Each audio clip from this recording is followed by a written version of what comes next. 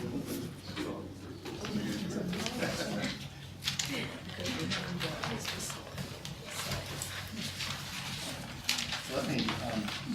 welcome everybody to the morning session. And we're getting off to because we've had such a disciplined set of opening comments, we're actually on a good time for starting the discussion here. The panel this morning has got a very generic title, Governance, Law, and Social Justice, and with a very diverse set of panelists. I did want to, I'm going to introduce they're going to present in the order on which they're on the program, and I'm going to introduce them one by one, not all at once at the beginning. So that way you'll be able to have some sense of their biography, or at least what I was provided with or what I found on the web in terms of sort of looking at the wide variety of people, very distinguished people that we have here. What I was thinking about the question about if we're going to have a frank discussion and debates, one of the questions that always comes up is the question of what do we mean by any of the terms that we're using. We've got a series of terms in the in the titles of the papers. We've got social justice, we've got law, governance, citizenship, which is a really fundamental concept, which I'm sure is going to come up. You've got legality, politics, mobilization, a lot of things that are really in very many ways, they're conceptual tools that we use to try to make sense of things, but at the same time they're also fictions that we generate in order to make sense of the world. And in some ways I think that one of the things that's going to be interesting about bringing together the case of Northern Ireland, India, and Trinidad, and reflections based upon these cases is a chance to think much more globally about what is, what it is that we are contending with, and what it is that affirmative action, even if one uses that term as opposed to the many other terms that are more or less analogous to it, what this would mean in radically different contexts, with radically different histories, with radically different places. So I've been told as a chair, I like being clear on my role in the thing, and I've been told that people are going to speak for 25 minutes. I'm going to hold people to 25 minutes, and that way we have enough time to have a real discussion at the end, as opposed to, and we don't have a commentator, so we'll go immediately to the audience as a whole. So let me, I will give the speakers a notice when it's 5 minutes, and then I'll give them a notice of 1 minute, and then I'll tell them it's over. So, I do this because there are many countries I go to, including Brazil, the country that I happen to study, where people arrive and they go on endlessly and they will never stop. And it's like the established form, they don't present papers in the beginning, and I just have found this to be, I like a more disciplined approach to things. So let me start off with just saying a few words about our Ralph Premdas, our first presenter, who's speaking to really the most important titles in the title of the session, Social Justice and Affirmative Action. He's a professor of public policy at the University of West Indies, Trinidad, and has collaborated most recently on a UN-related project on ethnic structure, inequality, and governance in the public sector, for which he authored a book, Trinidad and Tobago, Ethnic Conflict, Inequality, and Public Sector Governance, which came out from Palgrave in 2007. With PhDs in political science from Illinois and comparative religion from McGill, he's taught at a variety of universities in Canada, the University of Papua New Guinea, the US, Berkeley, with a research focus on comparative ethnic politics. One of his other recent publications of many was a book on identity, ethnicity, and culture in the Caribbean, as well as another one on ethnic conflict and development, the case of Guyana, from 1997. He's also worked on comparative secessionist movements, because in some ways, one of the things that's an interesting question about the large terms, self-determination, and many of the issues that we're talking about in terms of affirmative action, also where we have another path that leads to the question of national self-determination as a conceptual space.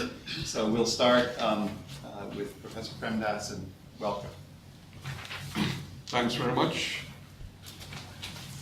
In preparing this paper, I was trying to figure out what sort of a paper this should be. Nothing in the title really tells you much as to what exactly I'm going to say. But the kind of paper I had in mind was about classification and method.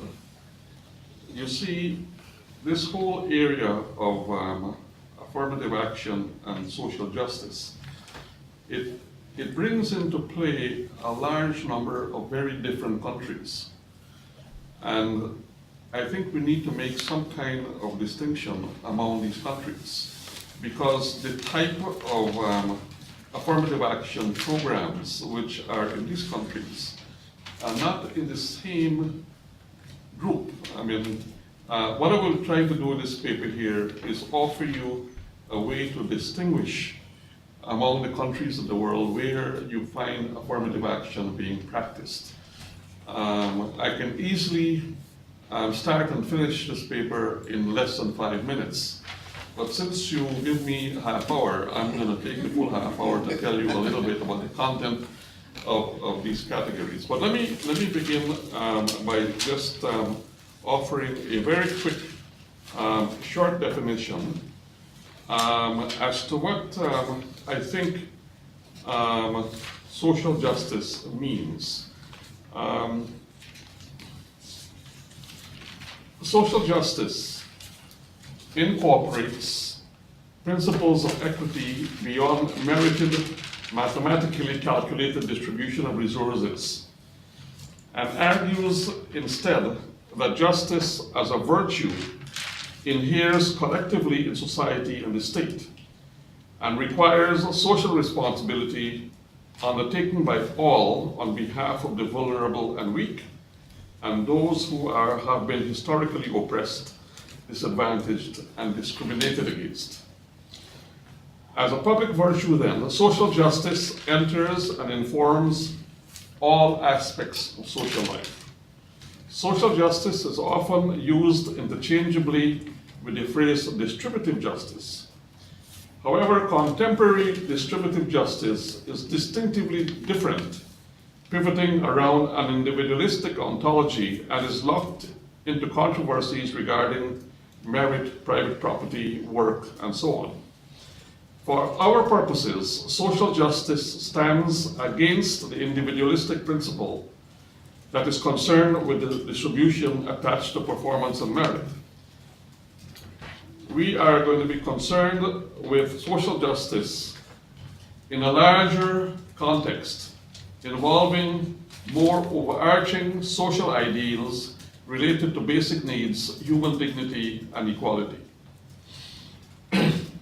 It broadly refers to those citizens who are disadvantaged by the laissez-faire competitive market and suggest a merit, and instead, social justice involves a merit-free award of certain minimal set of primary resources to fulfill basic needs. So we will think of social justice as an overarching kind of a virtue that requires collective responsibility on behalf of the poor, the vulnerable, the oppressed in society. And throughout the paper, I'll make a distinction as we go along between social justice and distributive justice, and try to locate affirmative action within it. But essentially, affirmative action will be taken as a subcategory of social justice, but one would not be taken as interchangeable with the other. Now, in this presentation, I want to suggest to you that the large number of countries which are involved in social justice and affirmative action programs can be divided into two variants. The first variant is what I would call the ethno-national variant. The ethno-national variant refers to multi-ethnic societies which contain a multiplicity of separate nations, societies with their own institutions. So that ethno-national communities within these states really refer to sub-state groups set apart by self-ascribed and self-conscious cultural and other factors, which can be mobilized to address collective demands and grievances against the state. So these multi-ethnic states, we can also call them plural societies or plural states. The ethno-national communities within them may be territorially separated, but they don't necessarily have to be territorially separated. Now, the point about this particular distinction is that when you look around, you find today a number of contemporary states with this kind of ethno-national sub-communities involved in struggles. Places like, there's Tibet in the People's Republic of China. There are the Papuans in Indonesia. There are the Muslims in southern Thailand, the Kurds in Turkey, the Chechens in Russia, the Tamils in Sri Lanka, the Karens in Burma, the Basques in Spain, and I can go on and on. Now you look around you on every continent, there is widespread internal colonialism of ethnocultural communities. Many have in recent years waged successful revolutionary upheaval for their liberation, such as in South Africa and the South Sudan. But in places like Australia, the Aborigines in Australia, the Maoris in New Zealand, and the indigenous native peoples of North America, there is not much of a realistic chance of there ever being given even symbolic gifts or concessions which will liberate them from their persistent poverty and political disempowerment. So variant one refers then to, well, in this conference here, you're going to have some presentations which are going to deal with states which are polyethnic, multi-ethnic, which are going to be dealing with these ethnocultural, ethno-national communities in them.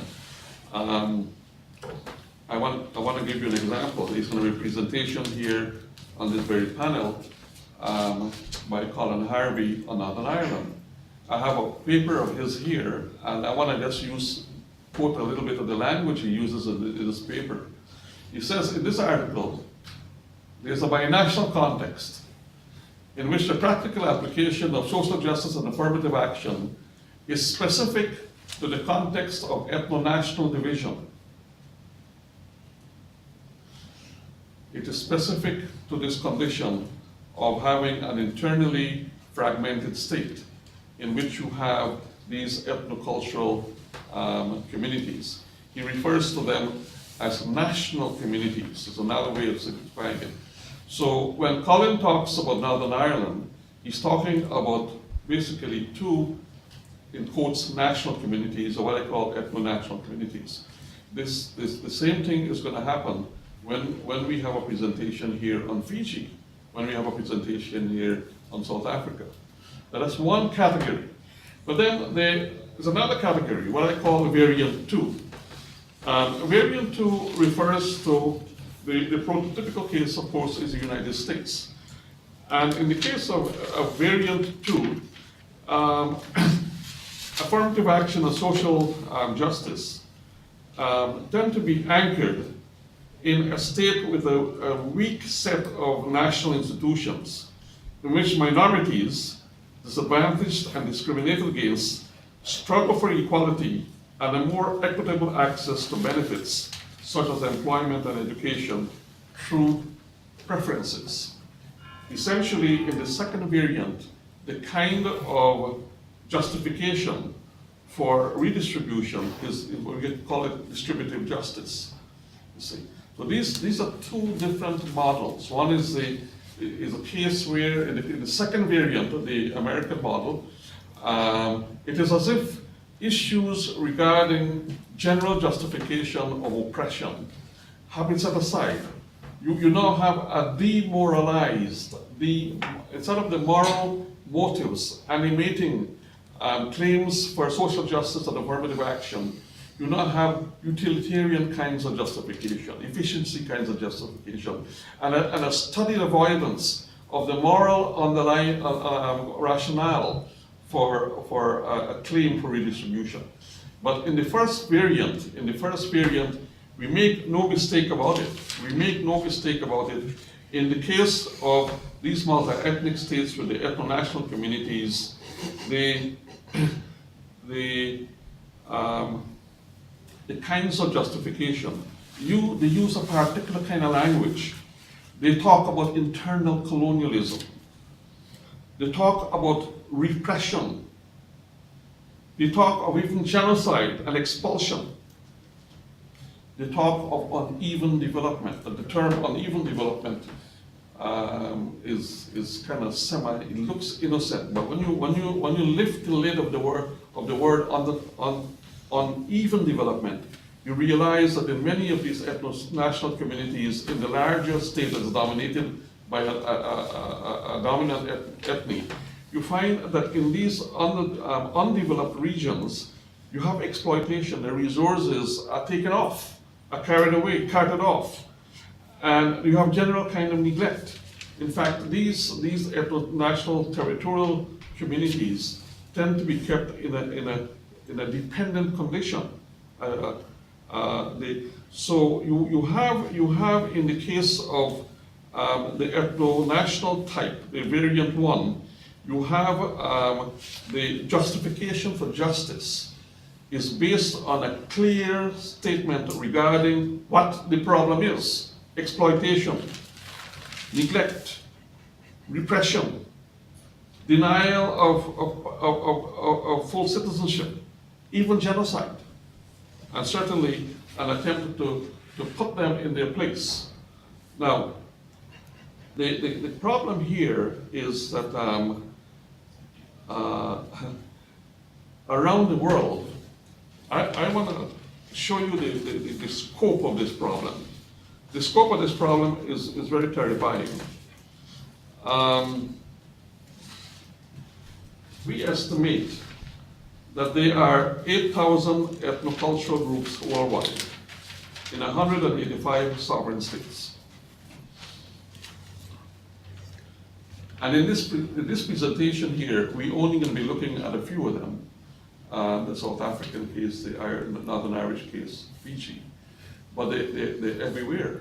They're everywhere. And potentially, you find they're exploding. And well, with few exceptions, nearly all the states in the world are polyethnic.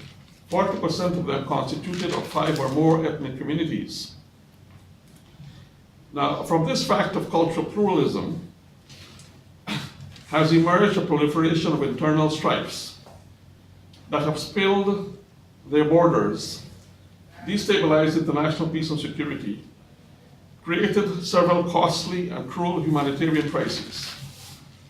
Most of the refugees, some 25 million refugees living in camps, have been created by these strifes between the center and the periphery, between the dominant ethnic and the cultural communities. Between 1993 and 94, there were some 4 million deaths, fatalities that came out of these struggles. Now, so when we're talking about this particular variant, the polyethnic state with the ethnocultural communities, we're talking about a ticking time bomb, ticking one at a time. What is the problem? So short of destroying the state, and you know, in many cases, these ethnocultural communities would seek self-determination in a sovereign state. I've written a few books on this subject, and I can tell you one thing that can be deduced from it all. The struggle between the state and the claimant community for a separate sovereign state, it's an almost impossibility. It results in almost continuous warfare, tremendous amount of struggle, the destruction of the state. So that as an option does not really, is not quite available. To be sure, since the dissolution of the Soviet Union, we have had a few successful cases where ethnocultural communities have been able successfully to have their own state, some of them in the old Ethiopia and Eritrea. The Czech Republic was divided into two, and we had a creation of some 15 new states. In the Baltic republics, we had 3. But that was an incredible moment. But from here on out, these ethnocultural communities, in their quest for sovereign existence, are facing a dead end. It's really a very... But on the other hand, we do know that these ethnocultural groups have only one known way out. Only one way now. It's struggle. They have to confront the state. The state that is dominating them is not going to yield the benefits of the domination, the exploitation of their resources. They have to be made. The dominant state, dominant ethnic has got to understand that it is too costly to maintain the status quo. So the midwife that leads towards some kind of a settlement is a civil war. It's a very unpleasant factor, but this decolonization factor is fairly common. To decolonize, to become free, you need to confront your oppressor, to impose a cost so horrific that they're forced to redesign the state. So this brings us to the question of, in these polyethnic states with these ethnocultural communities, once the struggle begins and it becomes clear that the dominant state cannot continue, they have to come to some kind of a solution. And so the kind of solution that is contemplated really is one of an institutional reframing of the whole society. And, but in essence, it entails, one, power sharing. It means to say, in the new dispensation that is contemplated, the holders of power must be willing to share power with the ethnocultural community or communities. This is not exactly straightforward, but also there are a number of points of contention. The dominant state will now have to share resources, development resources. But because in these states generally the largest employer is really the state, where most of the jobs are, it means to say the dominant state will now have to make available these jobs in the public service. And this is where this affirmative action program comes into play. You go, therefore, in a country like South Africa. Now, South Africa is very intriguing because South Africa engages this ethno-national community confronting the dominant state in civil war, making them yield, and the yield takes the form of redesigning institutionally the entire state. And part of it is power sharing. The initial constitutional arrangement was a power sharing one. But as part of this solution, there is also an affirmative action program going on there.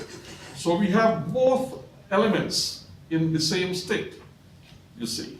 And later on, if I have time, I'm going to show you how variant 1, by using this affirmative action, specifically in regard to redistributive justices in relation to jobs and so on and so forth, tend to import its ideas from variant 2, the American model of affirmative action. We'll come to that in a minute. But for our purposes here, I just need for you to understand that this particular variant, what we can call the ethno-national variant, takes in a different creature, entirely different from the second variant, which is a very limited engagement. But I want to say a couple more things about variant 1, about the ethno-national category. You see, the kind of language that is used in relation to finding a solution goes to the question of self-determination, identity, the recognition of these groups, to the whole question of citizenship. It gets to issues that are very difficult to reconcile. And one of the reasons it is so difficult to reconcile is because when you come to questions of recognition, you're now dealing with symbols. Each of these communities here has a set of symbols, and these symbols define who they are. And the problem is, how do you split symbols? In any kind of an arrangement or settlement, how do you split symbols? A barrier against settlements in these ethnocultural communities refers to not the material distribution aspect. That part of it can be dealt with. It can be dealt with. It's being dealt with. It does have difficulties.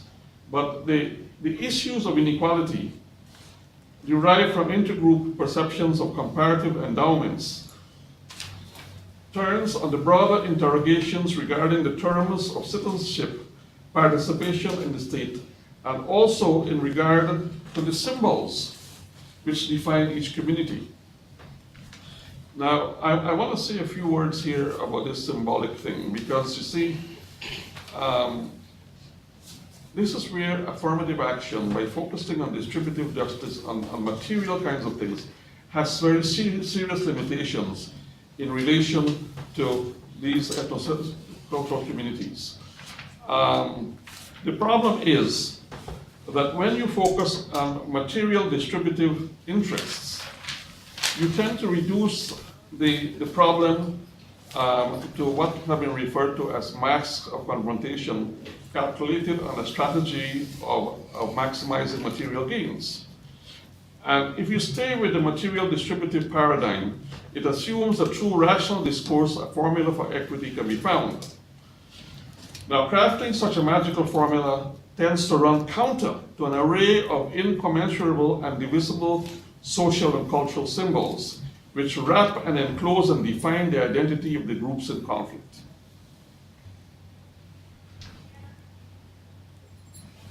So that the issue of distributive justice raises critical questions regarding whether material distribution should be the only criteria in establishing social justice in these ethnocultural states. Now, many conflicts between ethnocultural communities in these, for the first variant, occur at the level of symbols first. I want to underscore that. Many times, the conflicts between the center and the periphery takes place at the level of symbols first. Some symbols are more conspicuous than others and are often drawn into contestations with other groups. Struggles occur over flags, anthems, attire, in which contestants define themselves around a set of exclusive symbols. The quest in these contests may be over status recognition and distinctive cultural symbols and claims. Now, in the use of symbols, a particular mode of contest is engaged of an uncompromising nature. Symbols, unlike material goods, are not divisible objects and almost always are anointed in the sensitive self-definition of the group. Symbolic claims therefore carry the entirety of the moral and spiritual qualities of the society and its dignity and its destiny.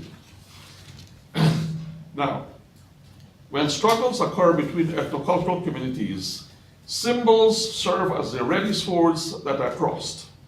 To wound and slay an ethnic enemy is most profoundly to insult or misrecognize or desecrated symbols.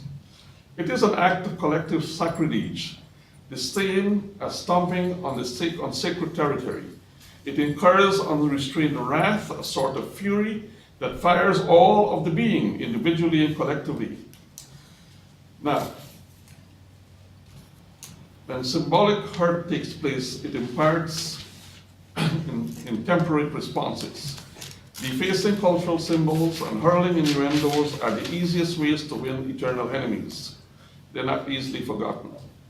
Now, I can cut into this some more by just simply saying that even though in the first variant, where you have ethnocultural communities in conflict with the center dominant ethnic, when you try to resolve the issues by power sharing and decentralization, offering them their own little territory for self-government, you still have a whole bunch of areas which remain untouched.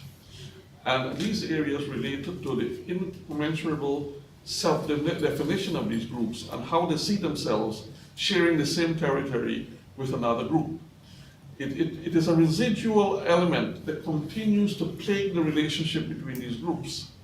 Now, I've been told I have 5 minutes, and I've just finished half of the presentation. Now, but I'll tell you very quickly in a word or two what variant 1 is. I almost alluded to that already. Variant 2 is the case of where social justice and affirmative action take place within the context of a relatively integrated state, in which there is a shared set of overarching values. It may be still contested.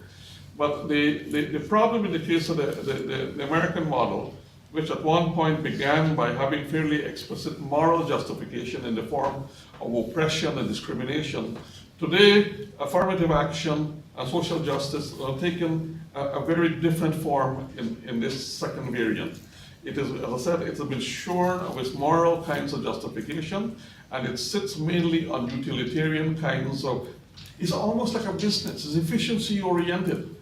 And when you have that kind of justification for affirmative action, you can include anybody. And one of the problems, of course, of American-style affirmative action, it does include anybody. It includes a lot of people who don't belong there, who have never been oppressed, who don't have a history of oppression, nothing of the kind. They all partake of this whole thing.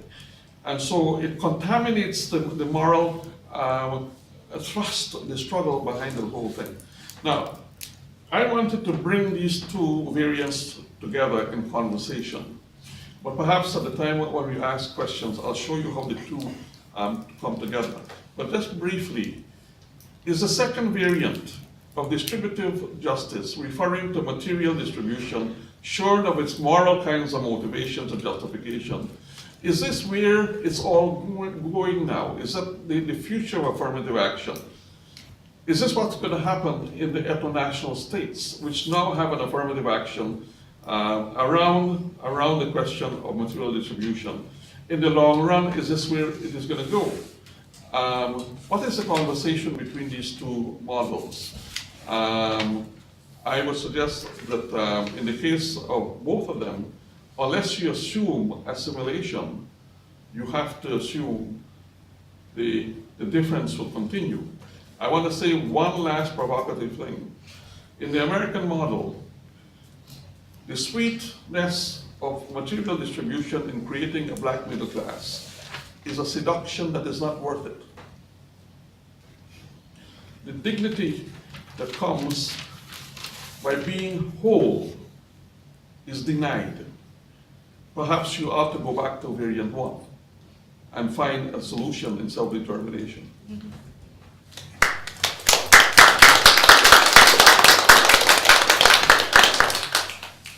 Thank you very much, and for respecting the time constraints. Our second presentation today is by Professor Niraja Gopal Jayal, who is a professor and chairperson of the Center for the Study of Law and Governance at Nehru University in New Delhi.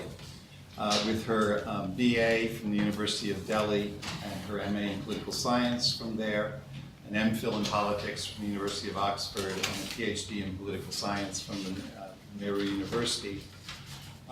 She has been very, very active over the years in authoring a number of important books.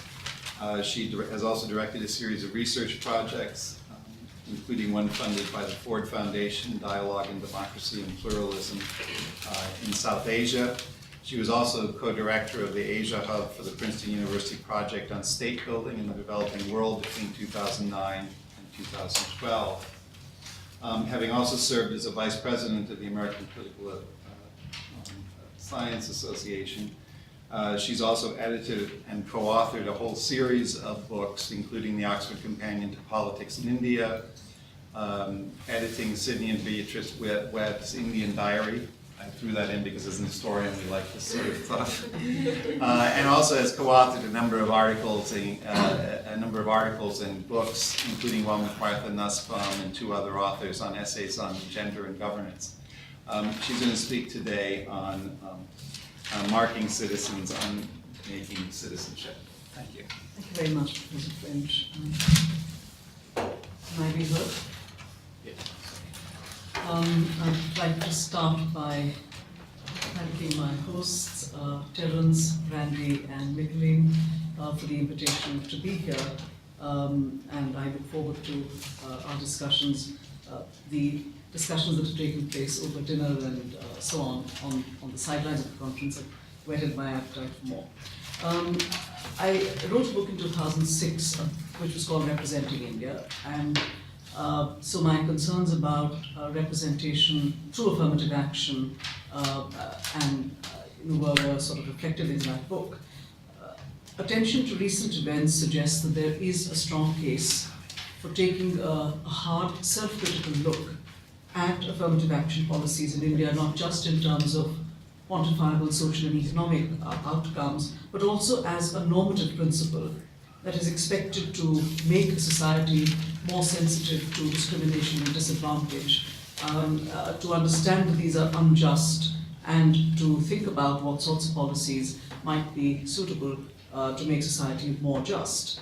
But let me start with a story whose relevance may not be immediately apparent, but which is, in my view, symbolic of the crossroads at which the future of affirmative action in India stands today in the neoliberal present. This is the story of the consecration a couple of years ago in a quite remote village in northern India of a Dalit goddess, Angrezi Devi, which literally means the goddess English. A ceremony for laying the foundation stone for the temple of the goddess English was conducted in April 2010, and this was the brainchild of a leading well-known Dalit intellectual in India called Chandrabhan Prasad. In a sculpted bronze statue of the goddess, she stands 3 feet high. Her posture is very like the Statue of Liberty. She wears a gown and a floppy hat. She holds a pen in one hand, and rather like Dr. Ambedkar, the famous Dalit leader, a copy of the Indian Constitution in the other. She stands on top of a computer to symbolize how Dalits will use the English language to emancipate themselves like Ambedkar did. And the walls of the temple are intended to be decorated with formulae from mathematics, physics, chemistry, subjects, and of course English, symbols of modernity.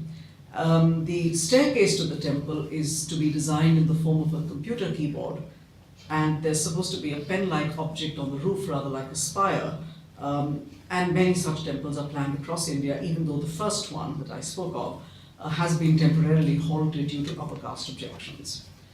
But the moment of the founding of this temple is what is, in my view, important. This was 2010, the high noon of the Indian growth story, before early trends of the current slowdown had become evident.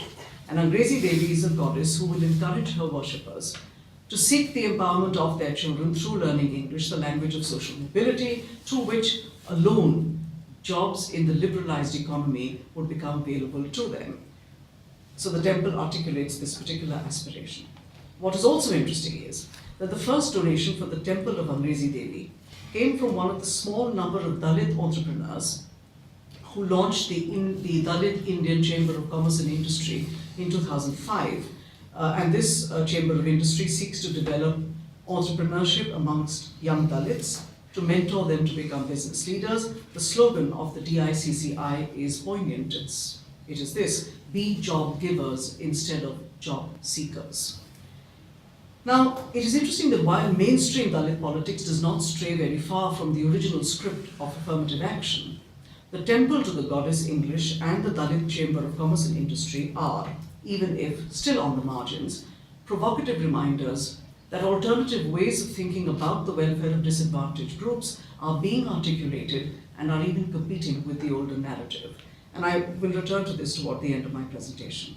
So what I plan to do in this paper is to relate the affirmative action regime we have in India, which is actually more appropriately described as a positive discrimination regime, or PD, to its changing economic policy context.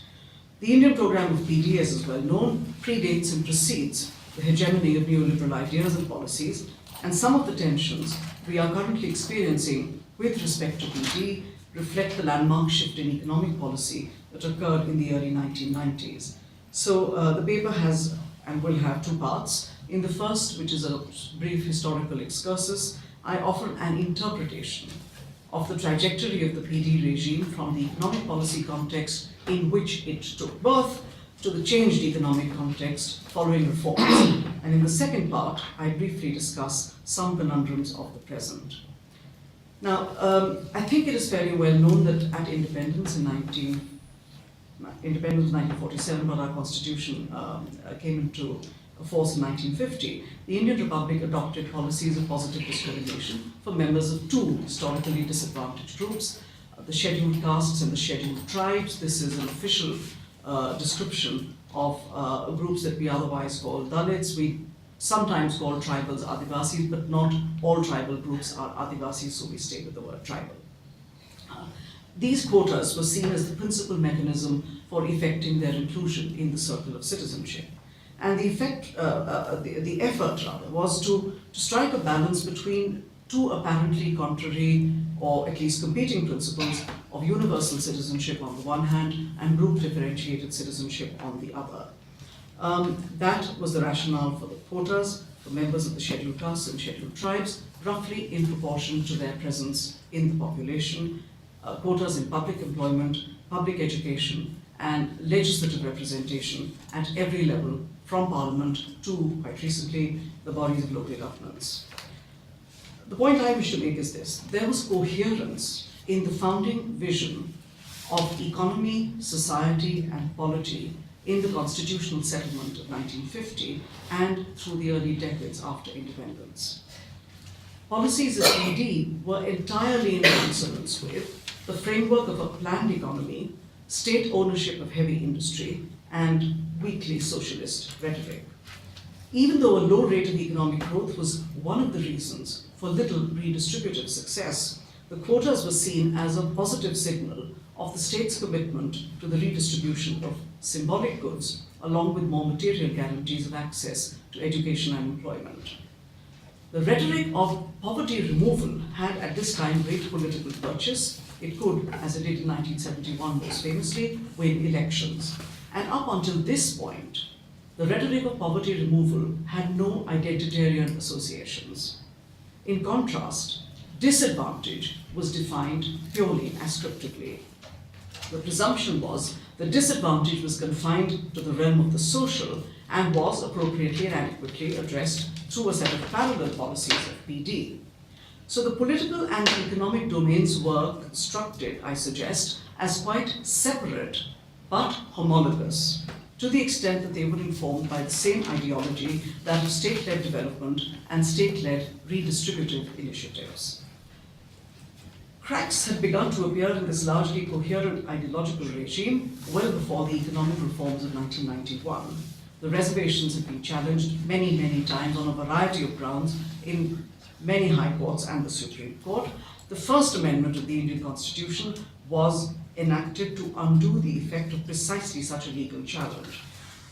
And since claims to affirmative action have in India historically been based in claims of something called backwardness, the Supreme Court has frequently been asked to pronounce on whether caste could be the exclusive criterion or the major criterion of backwardness.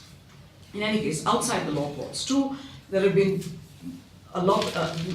many administrative and implementational challenges from the vexed sociological question of how to correctly identify the eligible to patent malpractices such as false caste certificates, which introduce distortions into fair process.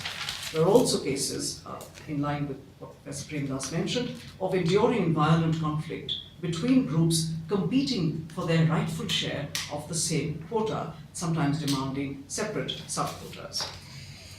One of these quite recent cases, that of a group of people in Rajasthan who have, since the since the last 4 or 5 years, been agitating, often through violence, for a ritual downgradation of their status, which would be a sort of secular upgrade, to be able to take advantage of a set of quotas where the competition is less.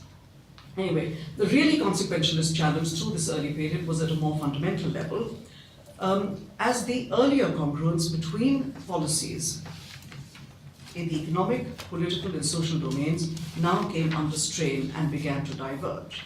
And this was the result of a complex set of broadly political economy factors, the unintended consequence of land reforms, empowering middle-caste farmers, their new preeminence in state-level political mobilization, their formation of governments in the states, getting elected in larger numbers to parliament, and with the weakening of the Congress Party, their participation in federal governments as indispensable coalition partners. This is a huge history compressed into a sentence, but I'm happy to explain it later. Essentially, this range of phenomena intertwined contributed to the new political prominence of the middle castes, the so-called OBCs, which stands for other backward classes, and the heightened political salience of caste itself. And this new tendency was hailed by my fellow political scientists as a silent revolution signaling a new democratic deepening. The most immediate implication of these developments was the policy decision in 1990 to implement a report that had been sitting around for about a decade gathering dust, called the Mandal Commission Report. And this report adopted criteria of social and educational backwardness, heavily weighted towards caste, however, to identify a list of castes that were deserving of PD, which were not so far included in the quota regime. And they estimated that 52% of India's population belonged to these caste groups. An earlier such exercise had placed that figure at 32%. But in the 1990 policy, the OBCs, this presumptively 52% of the population, were awarded a 27% quota in public education and employment. I'm happy to explain later, if anyone wants, why 52% should yield a 27% quota. In 2006, similar quotas were extended to the elite institutions of higher education, including the institutes of technology, the institutes of management, premier medical schools, and so on. And quotas for scheduled castes, scheduled tribes, and OBCs have recently been extended to faculty appointments at every level in universities. Now, the incorporation of the OBCs into this new expanded quota regime now acquired a new programmatic label, social justice. And it's important to note that this occurred concurrently with and despite, if you like, the newly inaugurated regime of economic liberalization. And what it did was, I suggest, it introduced a new ideological incoherence into the established structure in which the compatibility of the socialist rhetoric of equality and the aspiration for caste equality had been assured. So that earlier separate but homologous structure now began to come apart. From the early 1990s onwards, we had marketization and meritocracy as the governing principles in the economy, with an expansion in the coverage of quotas in the polity, which were now attacked for precisely their non-meritocratic quality. This signaled a greater divergence between the economic domain on the one hand and the socio-political on the other. In short, two ideologically divergent tendencies were occurring simultaneously and were cleverly synthesized politically by the Congress Party's slogan of inclusive growth, which helped to bring it to power in 2004 and once again in 2009. India's developmental path since the economic reforms has been characterized by Atul Kohli, one of the leading political economists of India, as one in which the pursuit of pro-business economic growth policies was accompanied by the rhetoric of inclusive growth. Kohli recognizes that this has been about what he calls illusions of inclusion rather than inclusion per se, but his view is that the rhetoric of inclusiveness is itself suggestive of the fact that India has not capitulated to neoliberalism. And this characterization, it would appear, is supported by the enactment of a range of social and economic rights in recent years, including the right to work, the right to education, and an impending entitlement to food security. I would, however, like to suggest that the rhetoric of inclusive growth, including the enactment of these social and economic rights I just mentioned, and including the expansion of quotas, at a time when neoliberal ideas enjoy considerable ideological hegemony, may be explained by reference to three political tendencies. The first is what one might call the democratic imperative, democratic in a superficial sense, the presumption that it delivers electorally. So, for instance, the BJP's India Shining campaign, which sought to capitalize on India's growth and phenomenal miraculous success, economic growth, flopped miserably and brought the current formation into power on its rival platform, which was Aam Aadmi, common man, the platform that served the Congress Party and its allies well in 2004 and again in 2009. So the idea that this delivers electorally. Second, quota policies in particular are politically appealing in India, even more than redistribution, because what keeps the issue of what we now call social justice on the political agenda is the political mobilization of the OBCs. The support of parties belonging to these groups is indispensable for coalition governments at the federal level. You cannot think of, you cannot conceive of a coalition government at the central level which does not, which must not, or which can do without the alliances with these parties. And there is some resonance here, I think, of Nancy Fraser's argument that recognition and representation are more likely to be favored in neoliberal times because essentially they are lower cost strategies than redistribution. If these first two tendencies exemplify the political in a sort of institutional sense or electoral sense, there is a third, more profoundly and deeply political tendency at work here.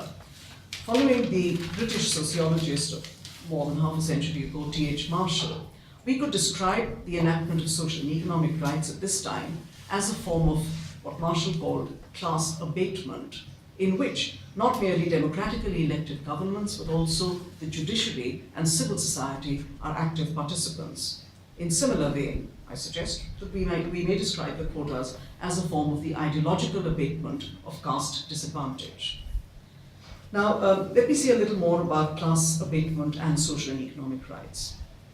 Economic growth in India's liberalized economy has generated enormous prosperity for some, has enabled public spending on a big scale on welfare programs, and has also undeniably exacerbated economic disparities.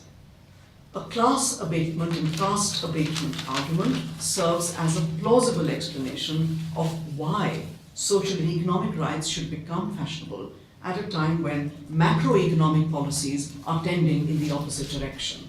And I say this for two reasons. One, the downsizing of the state has meant declining opportunities in the public sector.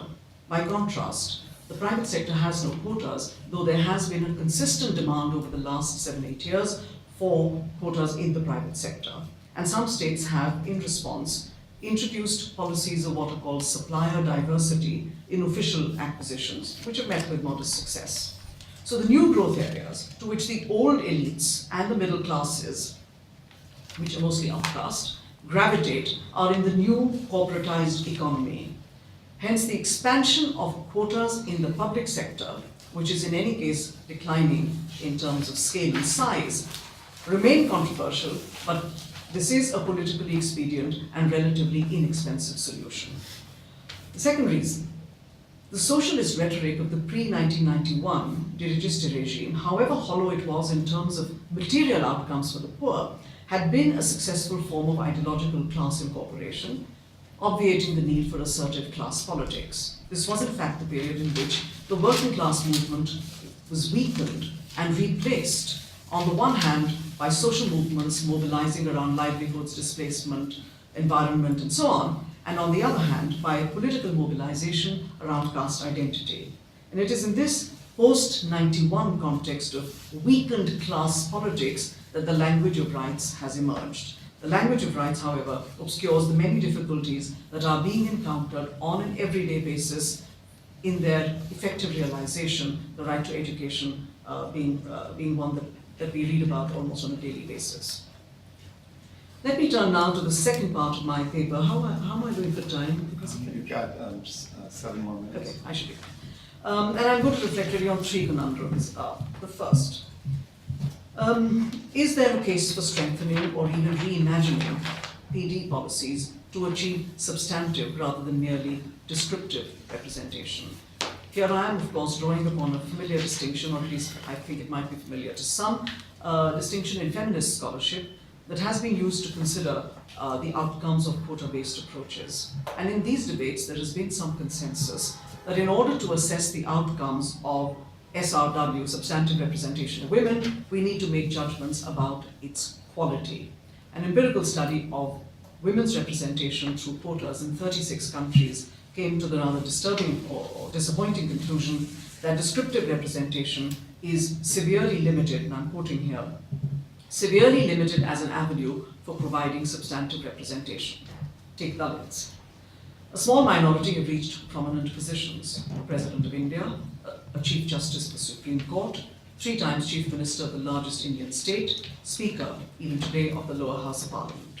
But at the same time, according to an important recent study commissioned by the government, the economic categories of the extremely poor, the marginal poor, and the vulnerable are disproportionately populated by Dalits. It is no secret that, despite quotas in public employment, the largest concentration of scheduled castes or Dalits is in the lowest category of such employment, class 4, which basically comprises of people like janitors and other office staff, office boys and so on.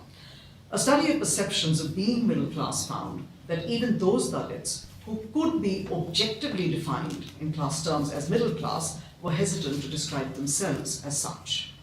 On the other hand, it has to be said, the politics of dignity have registered huge symbolic gains through the political route rather than the administrative route of quotas.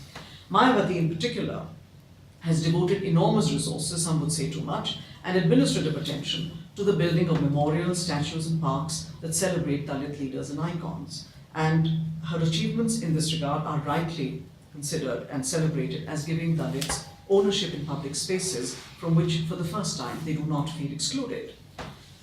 But again, symbolic empowerment is important, but is it enough? And who should decide whether it is or isn't enough? In the presence of complex inequalities, where the symbolic and the material overlap and reinforce each other, it is arguable that it is not enough. Mayawati, however, remains an exception not only among Dalits, but also compared to tribals who have had the quotas for just as long. The statistical probability of being poor and being Dalit or tribal remains unconscionably high. But the symbolic power of descriptive representation tends to obscure the very fact that there are quotas and that these quotas are filled and there are X percentage of people in these positions, tends to obscure and render invisible the poverty and the economic inequality that mark the conditions of vast numbers of Dalits and Dalit and tribal citizens. So the second conundrum, which follows from the first, is this. It seems to me that the quota regime has become a straitjacket that resists recalibration, that resists renewal in a way that is sensitive to different, often overlapping forms of inequality, that is sensitive to degrees of disadvantage. So the recent and continuing expansion, even as we speak, of the quota regime, despite its many limitations, satisfies the requirements of political populism, but is not treated as an opportunity to examine its design deficits or calibrate it to respond more effectively to contemporary needs. So despite the recognition, and this is fairly widespread, of the inadequacies of PD in practice, it has been simultaneously expanded and fossilized.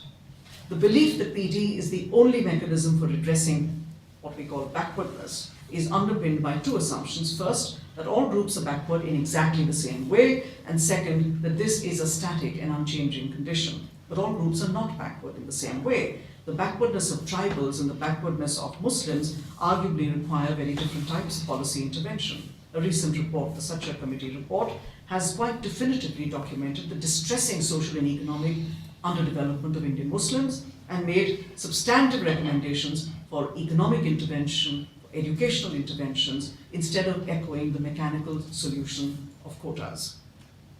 Further, none of these groups are homogeneous monoliths. Indian Muslims are hugely differentiated internally, so are those belonging to OBC. And there are, by the way, Indian Muslims who are also OBCs and are already eligible for quotas in many states. And now there is a raging debate about whether, if quotas are instituted for Muslims, as the Congress has from time to time suggested, the upper caste Muslims should be excluded from these because they are really not backward. So you'll be surprised to hear that there are upper caste Muslims, but caste is this pervasive phenomenon which has infiltrated into most religious, at least the social practices of most religious communities in India. But nor is backwardness a static condition. Sections of disadvantaged groups have continued to benefit, sometimes over as much as 3 generations, from quotas without the benefits of these being diffused more widely within these groups.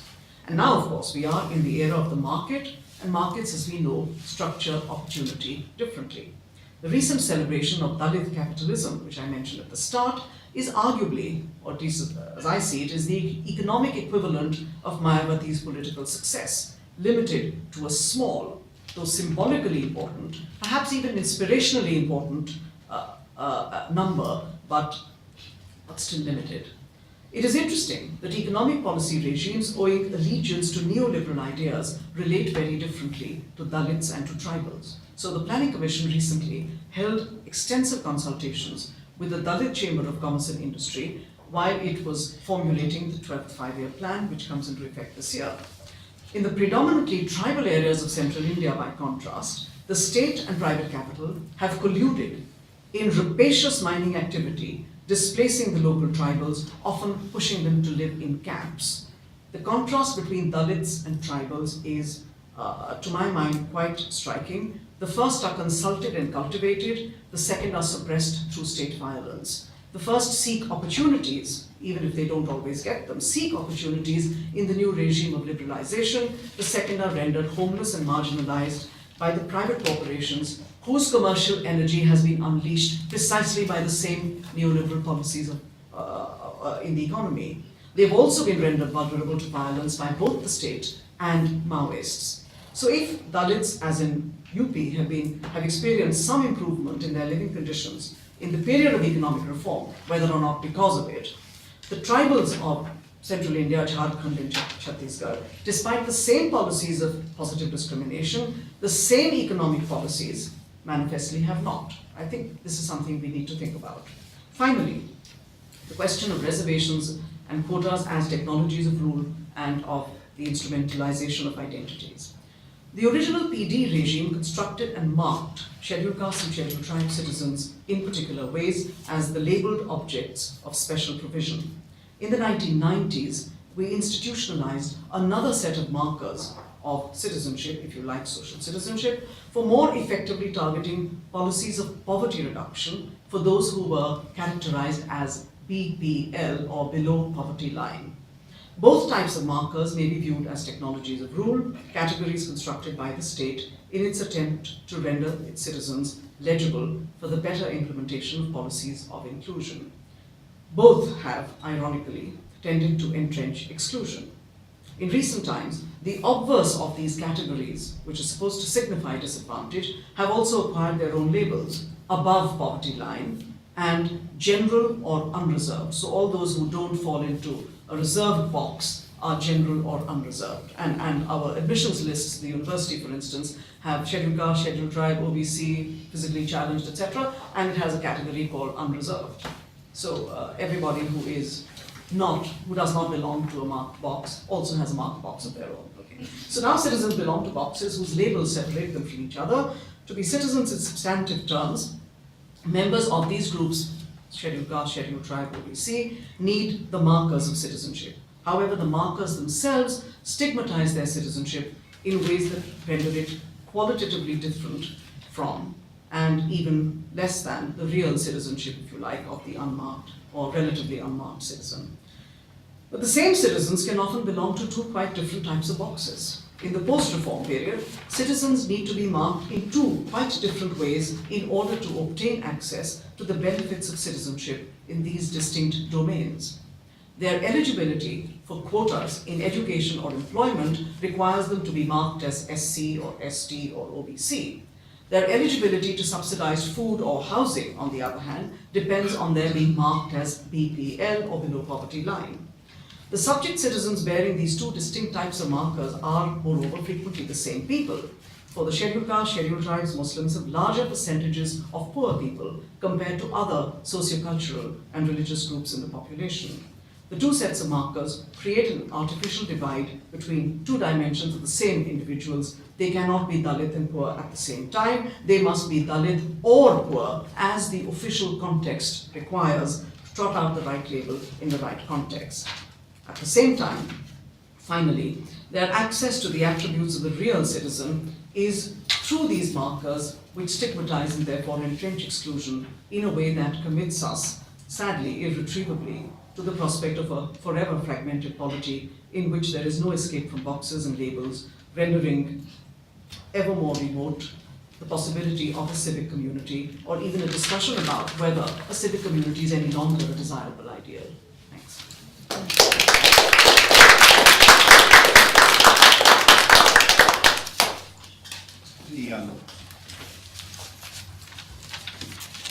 Just give 1 second for that.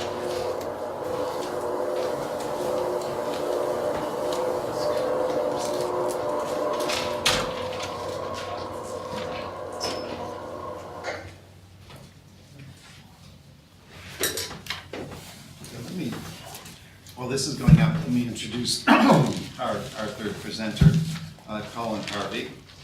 Colin Harvey is a professor of human rights law at Queen's University, Belfast. With his LLB from the University of Lancaster and a PhD from the University of Nottingham, he carries out research and has published a number of books and edited books on human rights law, refugee and asylum law, and constitutional law, with an extensive array of publications on a variety of themes, including most recently a co-edited book on rights in divided societies. Among his recent articles, which are relevant to what he's presenting on today, Contextualized Equality and the Politics of Legal Mobilization, Affirmative Action in Northern Ireland, which is also from 2012. He's also been the general editor of Human Rights Law and Perspective, which is published by Hart Publishing, on the editorial board of a number of journals that deal with European and human rights law more generally. And we're just glad to have him here and joining us today with a paper on contesting affirmative action, the principle of legality, and the politics of legal mobilization. Thank you. Thank you very much, Chair, and just again to echo the thanks to everyone for the invitation and for all the organisation that's gone into this, wonderful event. Just listening to people last night talking about various degrees of jet lag, and Irma has talked up. I think this is a truly global event, and I'd just like to thank the organisers for the invitation. I'm just really delighted to be here. I suppose I should point out that the picture I have in front of you, I'm sure Durham does this too, is not the law school. We're buried away in this is where the Vice Chancellor lives in all the but it's not the law school. I thought I'd use the technology while I'm here. On the flight yesterday, the pilot of the plane, rather alarmingly to everybody on the plane, announced as we were going over New York, there's going to be some severe turbulence as we flew through the storm. And I just hope in terms of the presentation today, I'll keep turbulence to an absolute minimum, and start by apologising for the fact that I'm a lawyer. But really, that's really, I think, what I can add to the discussion that we're having at the moment. What is the rule of law and all this stuff? Because when you talk about affirmative action, and we talk about this over the next few days, law features very, very prominently indeed. So really what I want to do is understand the contestation around affirmative action and think about it in relationship to the law.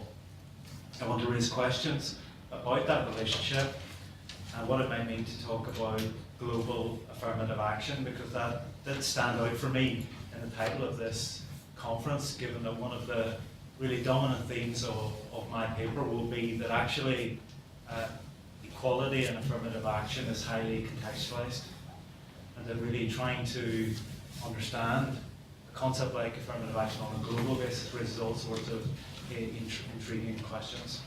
I thought I would do this in 4 themes, and really only in the end talk about some illustrative examples from Northern Ireland.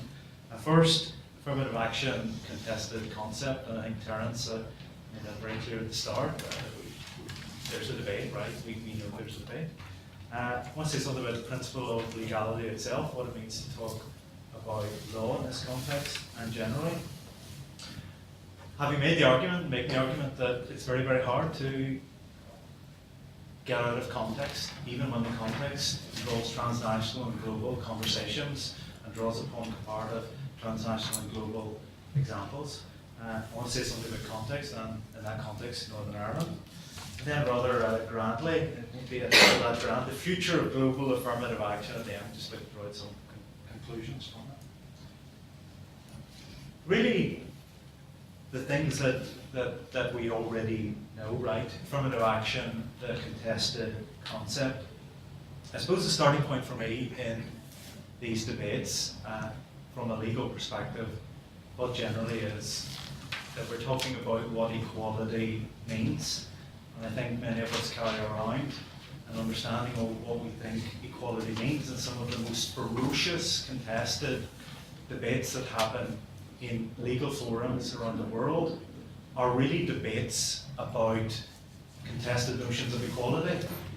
And what you find is that those mobilizing around law are having conversations around often different understandings of equality, and obviously the obvious one is substantive notions of equality and basic notions of liberal non-discrimination.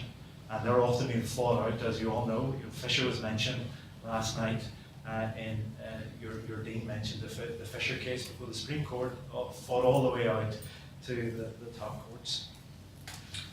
So what equality means, and I just thinking about my turbulence theme, thought about departure or arrival. For some people, affirmative action is about arrival. It's a way that you arrive at equality, understood in a substantive sense. This is it. This is what equality means. And affirmative action is what equality means and what it takes to get there. But in many of the debates that fly around in law and politics, it's the opposite end. It's the departure. Equality as, in a travelling sense, a departure from an understanding of what it means to talk about equality. And the more you look around the world, and the more you look at comparative legal literature on this, many of the most hard-fought debates are about that departure arrival. This is what it means to get there. This is what it means to depart temporarily from what equality really means. Definitions. Really, it's an umbrella category, right, to capture a whole set of other things. And we all know, right, in European context, where I work, people dodge using the language, and they dodge using the language at times because they have in their heads an understanding of what their term means. They often, in some of these debates, think they know what is happening on the US and affirmative action, and they're carrying around sort of different conceptions of it. So in European context, people will talk about positive action when they really mean to talk about affirmative action. But my point in that context is umbrella term, and different terminology is used. I'm quite comfortable, as the title entitled, using affirmative action as the umbrella term. But obviously when we're using that, I think it's important to bear in mind, and this is the boring lawyer part, that we're often using very radically different terms in national, subnational, and other contexts. Affirmative action, positive discrimination, special measures, quotas, special rights, preferential policies, reservations.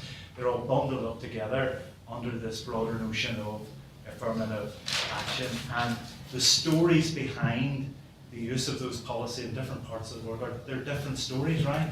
Applying to different categories, and I think it's important to bear in mind. In terms of trying to hoover up, if you like, all these different approaches, Saba has provided an analysis of what he refers to 3 broad types of affirmative action. Indirect affirmative action, outreach measures and positive discrimination. Indirect affirmative action being, apparently neutral policies that are adopted within states, but that are really designed to achieve non-neutral outcomes. But the reason that they're designed neutrally is because sometimes they're seen to be unlawful if the explicit aim of the policy was spelled out. Second, outreach policies, which are proactive, diversity-led policies around increasing applicant pools and making applicant pools more diverse. And then, positive discrimination, the one that where all the arguments rage around, which is, very, very explicitly advantaging particular groups in law and policy. Chris McCrudden, 2011, has tried to come up with a taxonomy of affirmative action globally around the world. A good look at him. I think it's a very useful attempt. But he identifies 8 measures that he sees that can be classified broadly in these terms, even though some of them rest less comfortably than others. Preventing and remedying direct discrimination, removal of systemic and institutional indirect discrimination, reasonable accommodation, indirectly inclusionary measures, advertising and training, tiebreak policies, preferential treatment, and redefined merit. Now, McCrudden's quite explicit in saying, look, the first 3 of those, right? And many people don't regard those as affirmative action measures because the first 3 are really about sorting out stuff that is unlawful domestically, direct discrimination, indirect discrimination, reasonable accommodation in disability context, for example, again, often not necessarily categorized in terms of affirmative action, but he decides to include them there. The latter half, from indirectly inclusionary are the sorts of measures that are adopted around the world to fall within a broad affirmative action and categorization. Again, the indirectly inclusionary measures, the ones that partly neutral but do actually achieve affirmative action outcomes, all the way down to preferential treatment, very, very explicit group advantage, to redefining merit itself, right? So basically redefining the criteria in a job context, for example, to make sure that the criteria you use in a job context includes the lots of things that the disadvantaged group actually has. And then one of the difficulties you then face with all the smart lawyers around the world is you get equality-based challenges to using criteria in an employment context that are specifically designed to advantage a particular group from the losers in the affirmative action context. And I think one of the dominant themes in the literature is to have a very clear idea when you're thinking about legal mobilization is who benefits and who loses in an affirmative action narrative and framework, because when you can identify the losers, you can identify where the legal challenges are going to be mounted from and the power that particular group holds. But I think it's useful just for classification purposes to have a general sense of all the things we mean when we talk about affirmative action. Also, the rationales and justifications differ for why affirmative action is adopted around the world. It can be preventing current discrimination. It can be compensation for past disadvantage and inequality. It can be explicitly redistributive. It can be about identity and recognition. It can be about diversity. And it can be about social cohesion. But you tend to find broadly those 6 general justifications and arguments using in different variants around the world for why affirmative action measures are actually adopted. Also, in relation to outcomes, what is the explicit outcome that is sought to be achieved by affirmative action? In my own context, for example, Ralph mentioned earlier the binational context. Is the outcome that is sought from affirmative action policies equality and societal integration, right? Is that the broad ambition of the policy? Or is there comfort with the idea of enhancing, underpinning, and perpetuating robust and strong national or other identities? And in all the papers and all the discussions that we have, that theme will often run through the discussion. What are the outcomes that the policy is actually seeking to achieve in the longer term? For example, in the former, is the ultimate outcome of the policy to see the policy wither away, ultimately? who, where, and how, who benefits from affirmative action, who gets to decide who's in your group, right? And that's important around the world. Who is the authority within a society that decides who is in the group that benefits? Is that given over to judges? Is that given over to politicians? Is it given over to authority figures within the community itself to decide who is or not in the group? Big question around the world. Where is it taking place? Is it taking place in an employment context, higher education context, etc.? And how has it been done? It's been done in constitutional law, statute law, policy measures. How is it happening? And the global and local in context, although part of the introduction was to stress contextual factors, even when you're having a local debate, right, and you mention affirmative action in a local debate anywhere around the world, people have in their heads some kind of global transnational understanding of what they think affirmative action is about. And usually in the context I'm from, they're thinking about the US.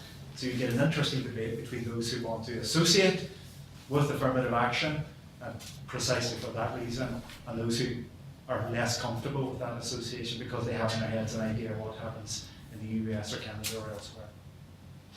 So I suppose my starting point on this is I frame and have seen affirmative action as the journey towards, so the travel analogy which I'm wearing a bit thin at this point is basically affirmative action as substantive equality, a theme in the literature that we're traveling towards equality, and that's the understanding that we're gaining and that we're moving towards. But I think it's important to bear in mind, as a lawyer and in a legal context, that there are a multiplicity of techniques used around the world to practically advance this broad theme. And how those techniques actually get on in local and global contexts will very much depend on the way in which affirmative action itself, as the umbrella concept, is understood. And the degrees of comfort will depend on how it is actually understood. But there's a lot going on out there on a global basis, legally and in policy terms, to try and achieve this. And I think it's important to differentiate all those different things. Now, being the principle of legality, a big part of the conversation about affirmative action, right, is that you can't avoid the lawyers as much as you want to, right? You can't avoid them. In the sense that affirmative action, and sometimes the debate, is suffocated by a legal debate. Sometimes it's the lawyers who dominate the conversation. But the principle of legality is important, and that's what I wanted to really stress today. First of all, it comes out of a legal context of fully recognising that traditional anti-discrimination law measures, of the individual bringing a case to a tribunal or a court saying I've been discriminated against, doesn't work, right?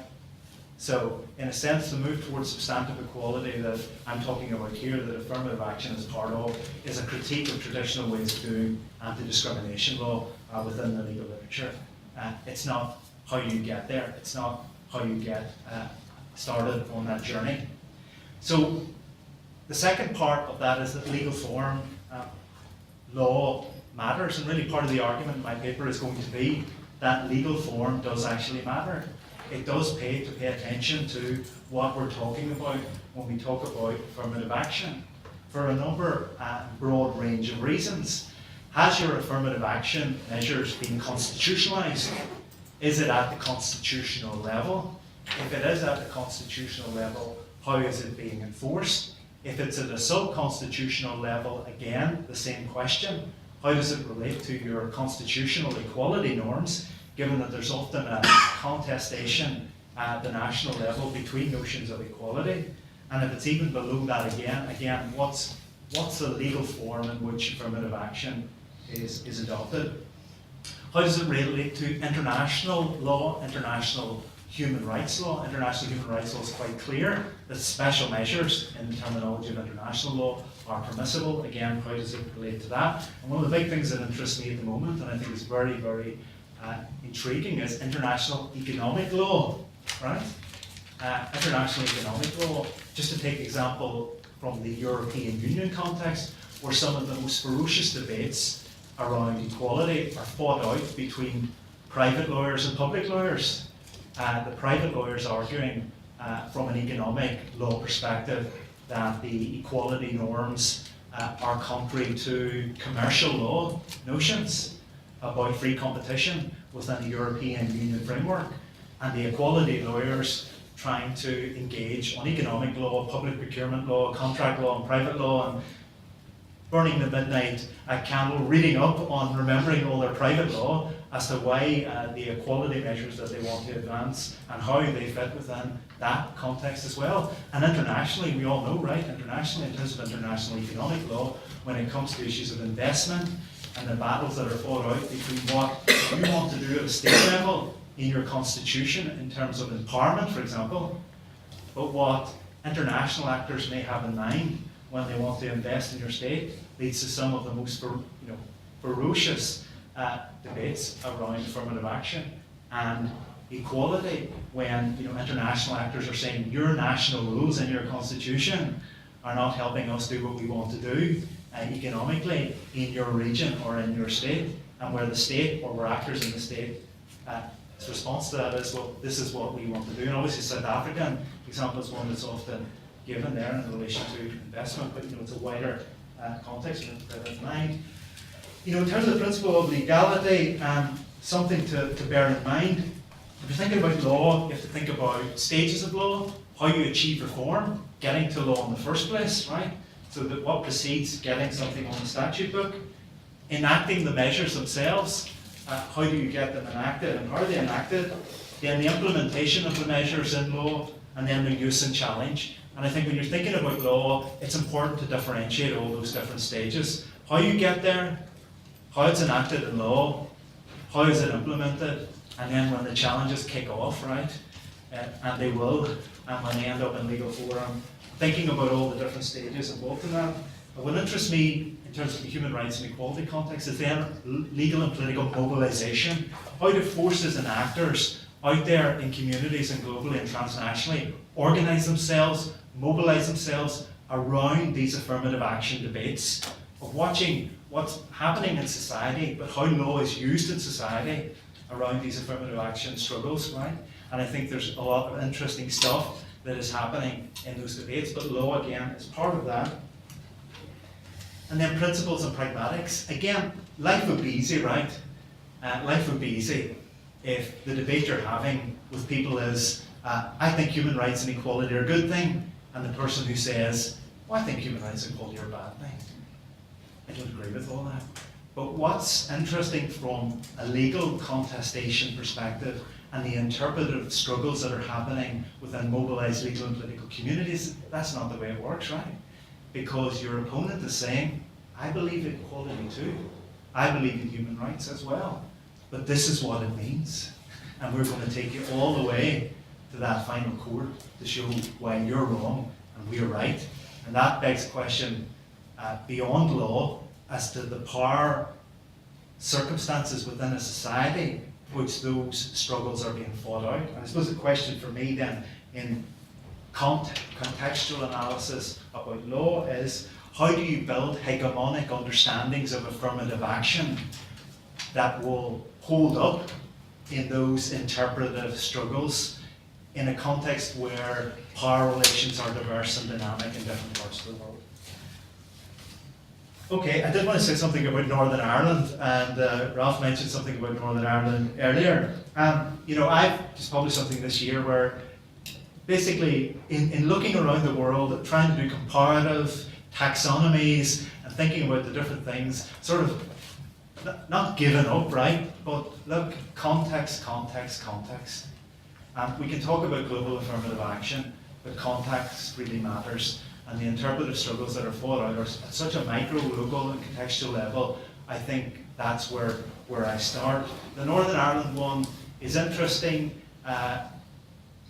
because it fits within that sort of ethno-national, binational conflict context where we now have a consociational democracy.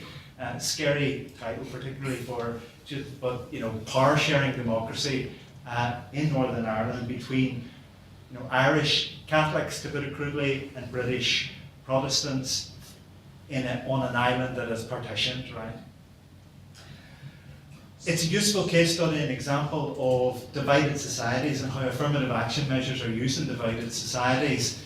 as, you know, ameliorative tools in a context where a bloc within that society, or blocks within that society, have the power and capacity within that society to make things uncomfortable if their demands are not met. And I think we can't sidestep that issue. You know, in Northern Ireland context, there's been political struggle, there's been violent political struggle as well, and I think that's part of the equation in deeply divided societies. We've had all the familiar arguments that you're all aware of between community identity, social cohesion, and conflict transformation. How do all those concepts relate together? When you shore up the identity, how do you build societal cohesion, and how does it relate to conflict transformation? In the employment context, I just want to tell a very brief story. Look, we have had fair employment measures in Northern Ireland that try to create fair participation between Catholics and Protestants in Northern Ireland in an employment setting in the public and private sectors. For very specific reasons in relation to Northern Ireland and its European context, that could not succeed or be sold in Northern Ireland as quotas, right? So the Northern Ireland model is an example of how you do affirmative action in a societal context where to talk about quotas is off the political agenda, no matter how successfully you mobilise politically. And the provisions in Northern Ireland are therefore, even in a context where it was a Catholic nationalist community who had suffered decades and decades of endemic, systemic discrimination in Northern Ireland, and in their mobilisation from the 50s, 60s and 70s onwards, drew heavily on the US civil rights movement as the Catholic nationalist community, 5 minutes, sought to achieve equality in the Northern Ireland context. The fair employment measures that were adopted there are symmetrical. They're not asymmetrical. They're symmetrical. In other words, fair participation between Protestants and Catholics where there's underrepresentation of Protestant unionist community, that must be addressed, and the same on the other side. But the indirect, right? So that's the indirectly inclusionary measures one, right? So ostensibly symmetrical, but what it has actually achieved in practice in Northern Ireland is a substantial increase in Catholic employment across both public and private sectors in Northern Ireland, to the extent today that it's often used in a European context to show how affirmative action, specifically designed, can work. In other words, at a crude statistical level, in the last number of years, crude parity has been achieved between the two major communities in Northern Ireland in an employment setting. Now, you don't want to know, right, and I haven't got the time to go over all the legal and enforcement mechanisms that were used to achieve this, but I think they do reward close attention.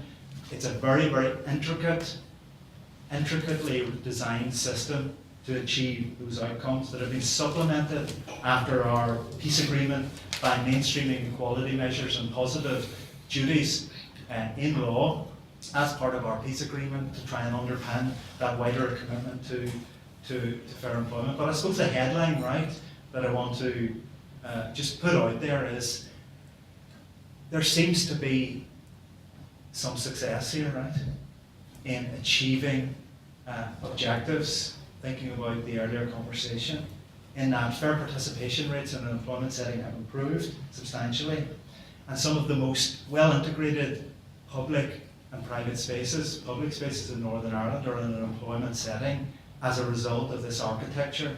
And I think there's something in that that's quite interesting, and a lot of the empirical evidence is showing that. And without overplaying the extent that has tackled all the problems in Northern Ireland around socioeconomic disadvantage and who has benefited in an intergroup way, there's something there, and something interesting in the Northern Ireland model that's worth looking at. In terms of the two big debates that have been fought out, and the familiar ones as well, the ongoing debate, and it's not just in Northern Ireland, it's around the world, how does equality and societal integration, how do they relate to each other? And I've said it already, community identity and social cohesion fought out on a daily basis in Northern Ireland, right? You have the blocks, in Northern Ireland who will say this is about creating peace, stability and prosperity, sharing power between these two bloc communities. And you have a swathe of people in Northern Ireland, usually kids within the universities, saying, well, this is about perpetuating this double bind identity formation in Northern Ireland, and that debate rolls on.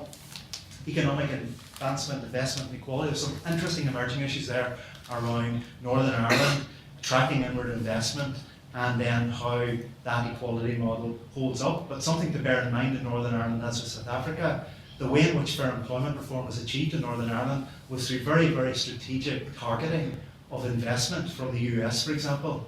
The McBride principles that were adopted internationally focused on, for example, New York state pension funds and elsewhere to say that if you're going to invest in Northern Ireland, these are sort of equality principles that you should bear in mind when you're investing there. It was part of the struggle for equality in Northern Ireland.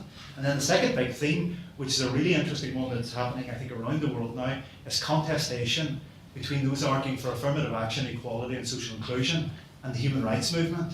Because very interesting, I was on the Human Rights Commission in Northern Ireland from 2005 to 2011. I was involved in drafting our Bill of Rights advice to government, and some of the most ferocious debates we had were between human rights lawyers and the equality lawyers and advocates around how you shape a Bill of Rights in a way that doesn't undercut what you're trying to do in equality terms. Because some of the human rights advocates are some of the advocates that have big problems with some of the affirmative action measures, and some of the most intriguing debates happening in a legal context are between individualistic rights-based thinkers and those thinking on a group substantive equality basis. I was actually sat around the table at drafting a Bill of Rights in a context where we tried to find a way in our Bill of Rights advice, and I think we did. It was worth looking at as to how you get all this stuff right. Something to bear in mind from a Northern Ireland context is our measures were challenged and on a human rights basis, and those challenges never succeeded. So there are cases in Northern Ireland where people have gone to court to say, for example, on the policing regime, that your equality measures are against human rights, and those have failed. Right? That's an example. Just thought I'd briefly mention, and I'm out of time, is policing. Our policing regime, very, very interesting. I've said what I've said about quotas. In our policing context, policing was regarded as so fundamental to conflict transformation that there had to be a very, very targeted, specific, temporary, goal-orientated mechanism to achieve equality in policing in Northern Ireland. So that's where, in Northern Ireland, we have a very, very interesting example in a Europeanised context of a 50-50 principle, i.e. basically a quota principle being adopted in relation to policing.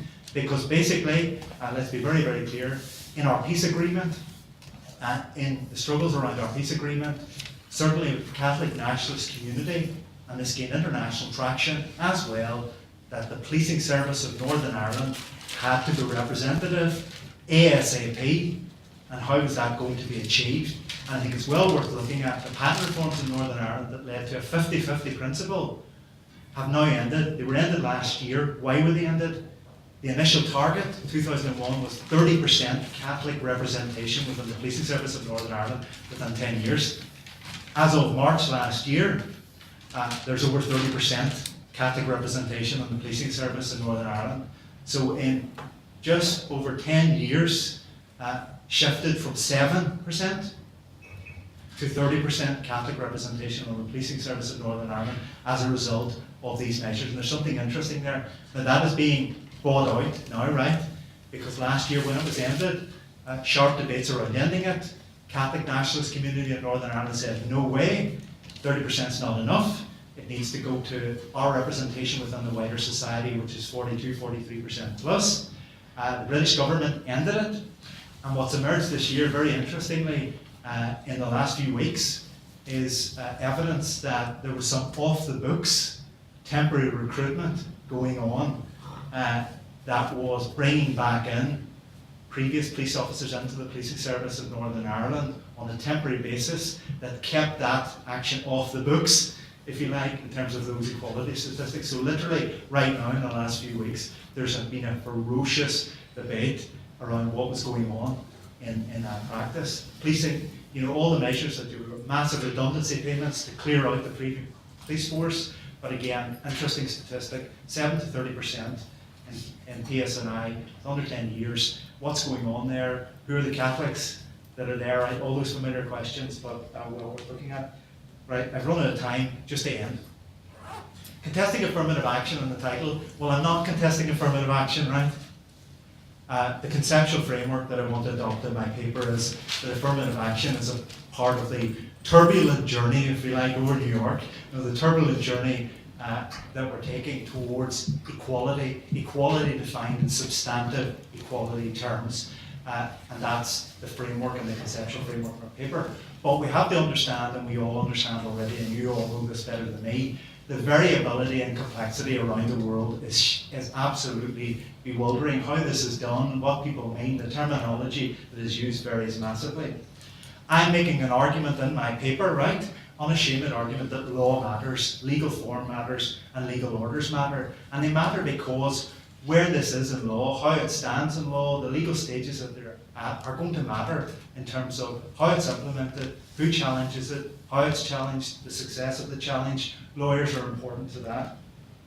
I think we've got to increasingly see global affirmative action really as contextualized equality. And that's not to rule out a globalized debate or a transnational debate, but to say that equality and affirmative action can really only be understood fully in a contextual context, even though when we speak in a contextual context, we often have global debates in mind. And really what interests me then, finally, with my Human Rights Commissioner hat on, with my academic hat on, and with other things as well, is the process around the world of, mobilizing for global and local substantive equality. That process of mobilization will involve law. It will involve subnational law, national law, in my context, European law.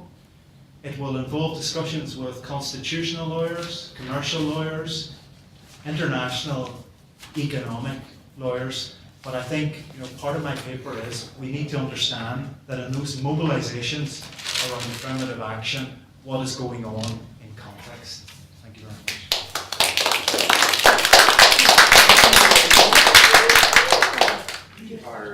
Our presenters could come back to the front, and we'll open it up for discussion at this time. And what I'd like to suggest is that what we'll do is we'll take 3 comments or observations or questions, and then have people respond. And that way we'll get more input from the audience rather than having a question somebody answer, a question someone answer, and so on. We've got about 35 minutes before left in the session. So let me I'll sort of keep track of the list of the people with their hands up. So who has a question or observation they'd like to add to put on the table? Did you have your hand?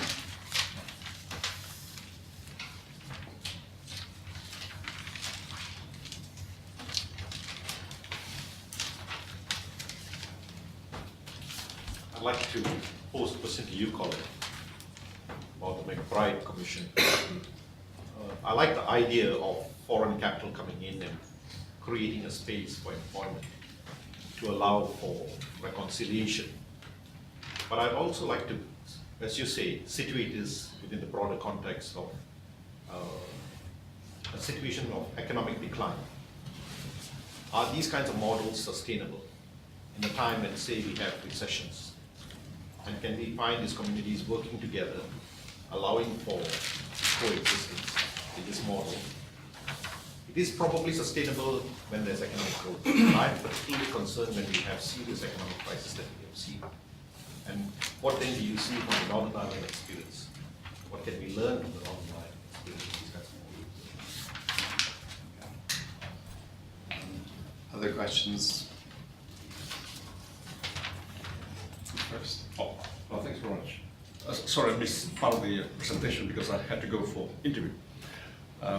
Yeah, but my question is issue raised have been in relation to that contestation between the notion of equity and human rights, very much at the heart of some of the debates of affirmative action elsewhere.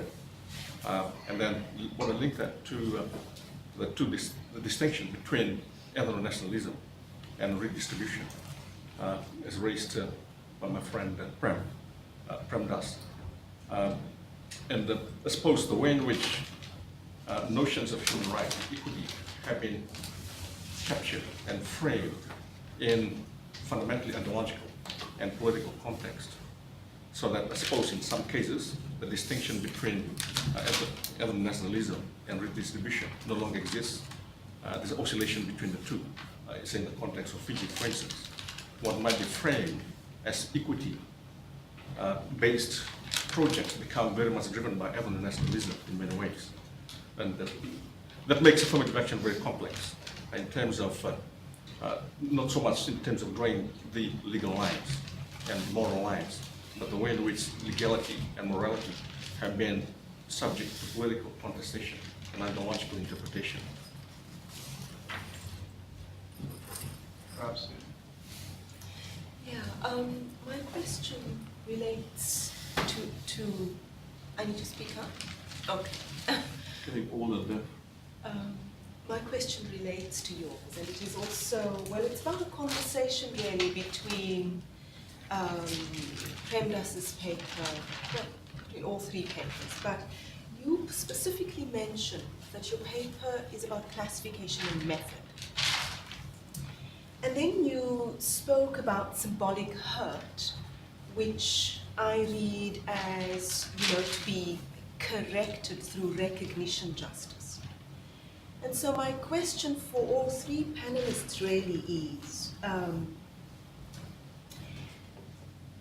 what if we thought about recognition justice not through the lens of culture, ethnicity, groups that are assumed often to be bounded and homogeneous, but that we rather think of recognition justice through the lens of histories and how histories have shaped inequalities rather than this competition between I am of this group and you are of that group, because there are people in different quote-unquote ethnic groups who might have similar or related histories.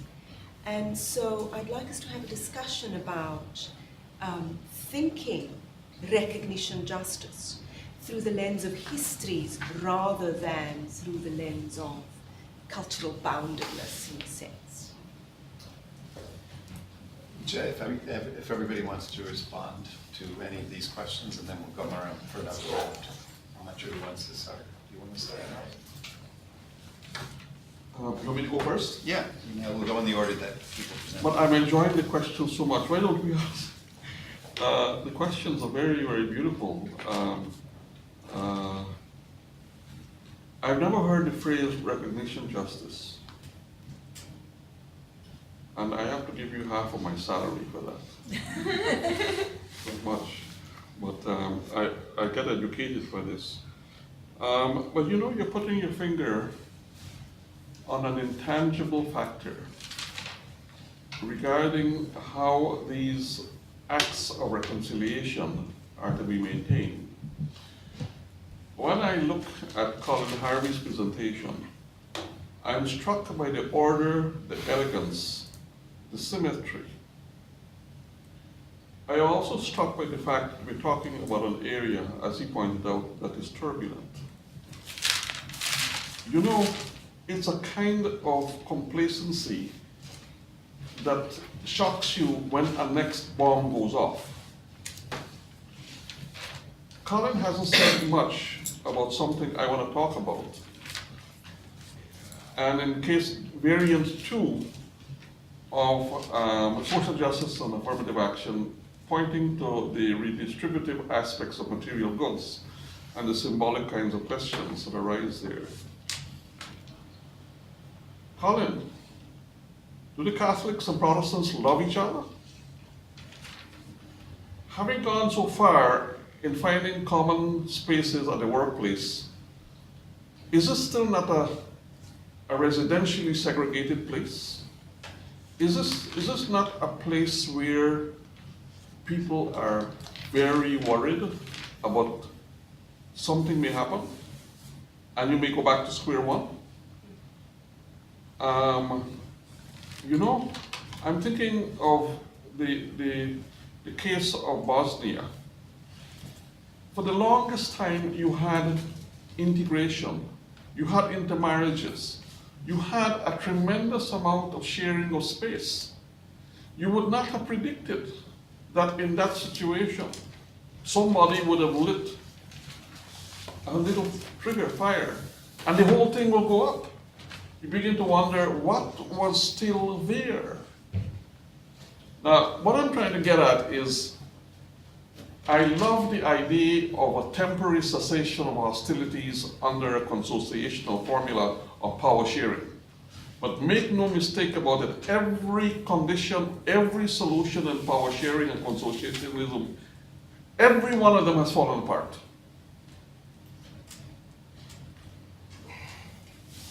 And it's not because of lack of trying. We had the beautiful case of Lebanon. For the longest time, they had an interesting kind of consociational system, 40 odd years. So now the question that we need to address is something that my good colleague here talked about, social citizenship.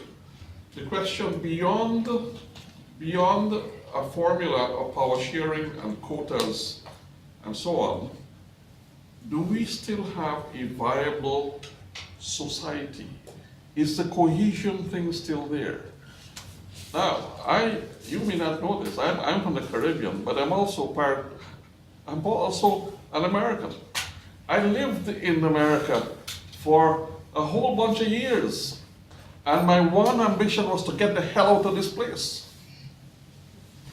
I then came back at the invitation of Lewis at Brown University to spend a year at Brown, and I really came back after I was working in the third world. I wanted to see whether things had changed after I was absent for some 20 odd years. It felt a new game was being played, but it hadn't changed. I need to tell you that after I was midway in my undergraduate degree in Chicago, I read a little book called Black Like Me. I came from the Caribbean. I didn't know whether I was a black or brown or what. But when I arrived in the United States 2 years later, I discovered I was black. I discovered I had learned the whole way of living, where to go to get a drink, where to go and find housing. I had become deeply scarred.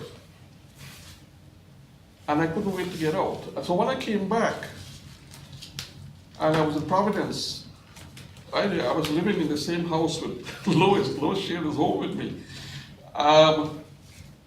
The form of the thing had changed, but the essential division of friendship and love and sharing, ritualistically separated, this was still an apartheid society. And at the highest level of love and kindness and sharing, where no legalism can really cover it up, the system remained deeply, deeply divided.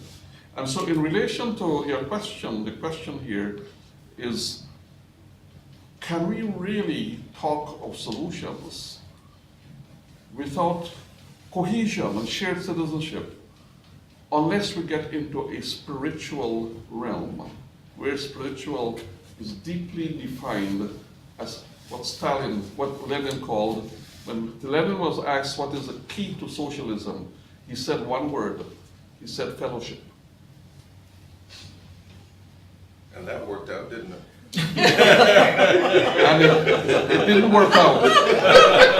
The whole thing fell apart because all these guys who came together to rebuild a socialist republic discovered that they were creatures of the old society, and they carried the hate of the low society. They were not the product of to build a new society. So I look around for this intra-family kind of sacrifice and love and giving, and I don't find it. But I like the idea of consociational power sharing. I like the idea of temporary cessation of hostilities, and I think we need this for the time being to start thinking on how to do something that will really make this thing hold. Dimitri, what an intriguing idea. You know, in India, most claims to affirmative action have been based in some claims about historical disadvantage, about a disadvantage being historically derived and historically present. So, for the most part, it's not an unfamiliar argument to us, and claims have often been made, are usually made, in fact,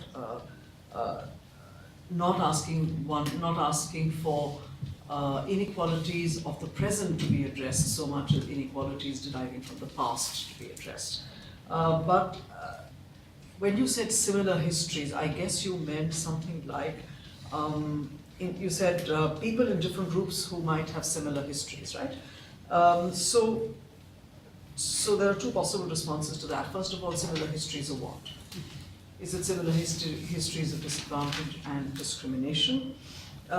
In which case, most people belonging to disadvantaged groups will insist on the uniqueness of that particular kind of disadvantage. There is a bit of a competitive syndrome here, which is that my disadvantage is worse than yours because mine is historically older or historically more pronounced and so forth. But if one is to talk about similarities between people transcending their divisions into groups, why not talk about similarity in the present? Why similarity then only of history? Why not talk about similar conditions in the present? It seems to me that that might be a more promising route to take than only to confine oneself to similar histories. And finally, I mean, I think affirmative action regimes are generally nervous about complexity because they are unable to handle complexity. In India, it's always one particular criterion of difference that you use to design policies of positive discrimination. One particular criterion alone can be addressed through quotas and so on. Quotas cannot take count of multiple forms of inequality, which is usually what characterizes the condition of inequality per se. So. Just respond to a number of questions, but I suppose that having talked about law, I suppose what I'm really saying is that it's the mobilization around law, which is essentially political mobilization, that is the interesting thing in this for me, right? So it's the balance of forces around legal mobilization within different societies around the world that is of interest. Just think about Northern Ireland, right? Think about what I've just described. Let me put it like this, but let's generalize it, right? So the Catholic nationalist community in a binational context of Northern Ireland constitutes 43% of the community. In terms of being sealed off in a partitioned Ireland and suffering disadvantage, and then challenging that from the 60s onwards using the language and the means and the mechanisms of civil rights, very strongly borrowing from the US context and elsewhere.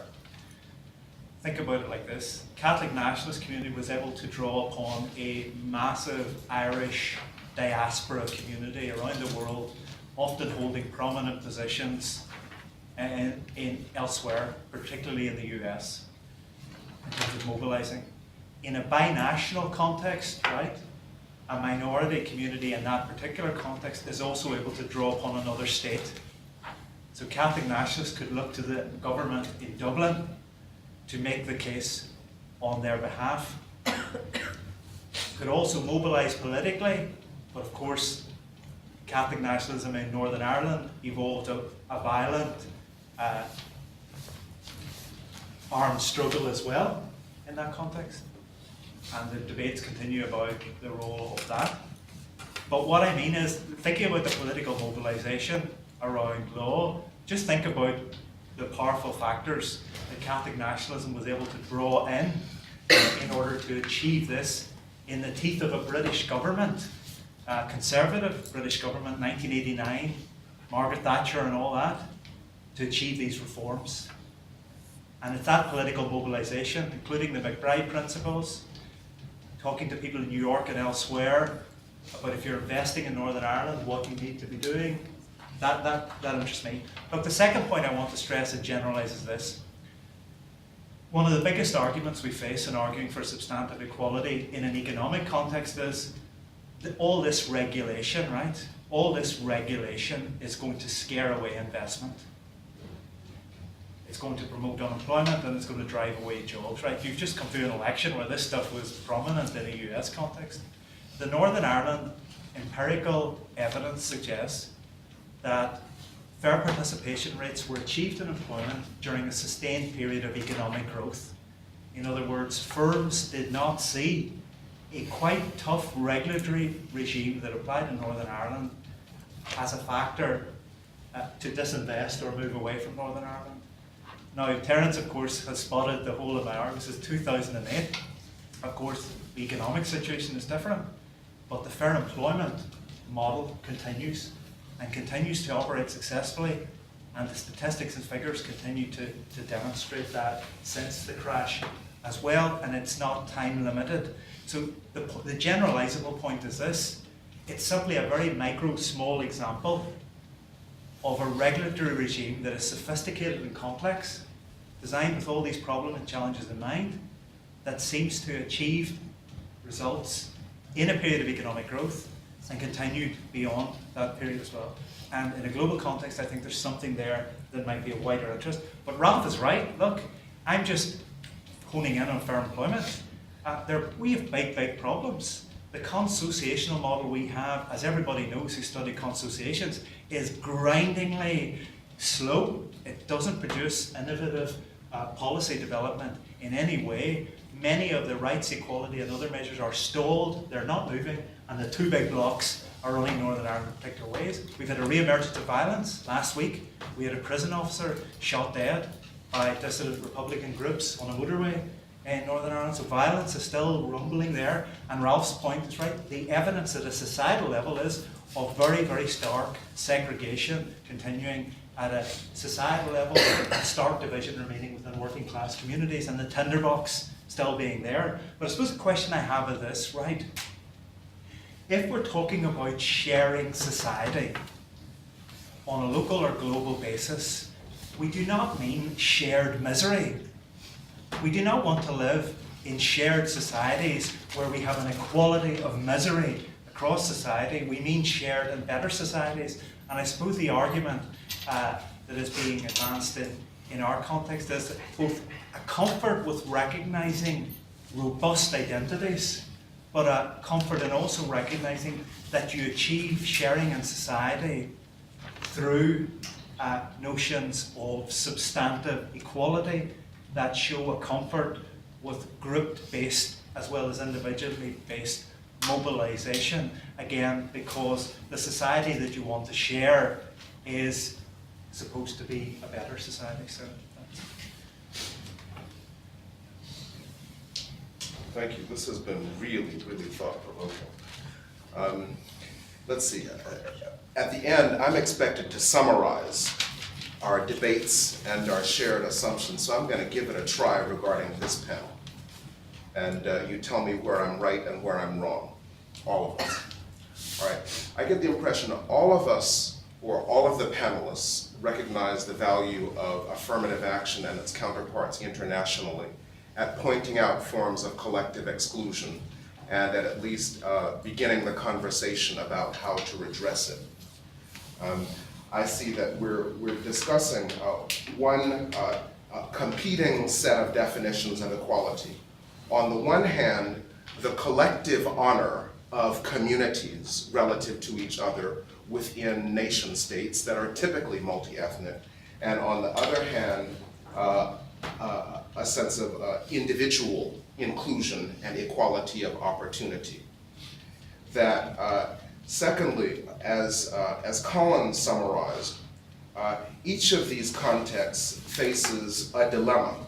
That is how to balance communal identity and pride, overall social cohesion, and I might add individual rights with conflict transformation.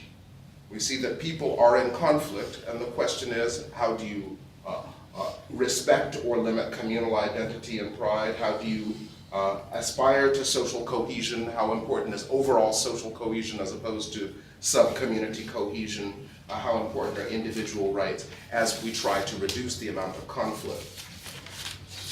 I also see us emphasizing that there's historical change across all of these contexts. And any given social movement or set of categories that the state invents, either to exclude people as sets or to redress their exclusion as sets, is only temporarily an accurate assessment of who's being excluded and who's being included. That over time, particular subsets within communities take advantage of these collective identities to profit themselves disproportionately, making that collective identity less a description of who's been excluded and who's been included.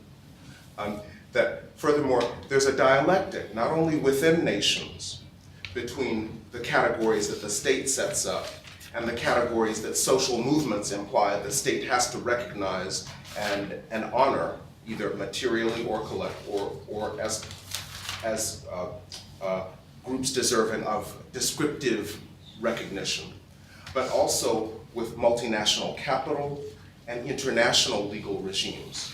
So there's a constant struggle among these various partisans about how groups of people will be categorized in terms of whether they should be exploited and how, and whether their exploitation should be redressed and how. Am I making sense so far? That the categories are not frozen and cannot be frozen, but part of what makes them change over time is the exchange, the competition among developmentalist state regimes, international legal regimes, multinational capital, and social movements. The categories need to change over time as a result of the dialectic among these groups.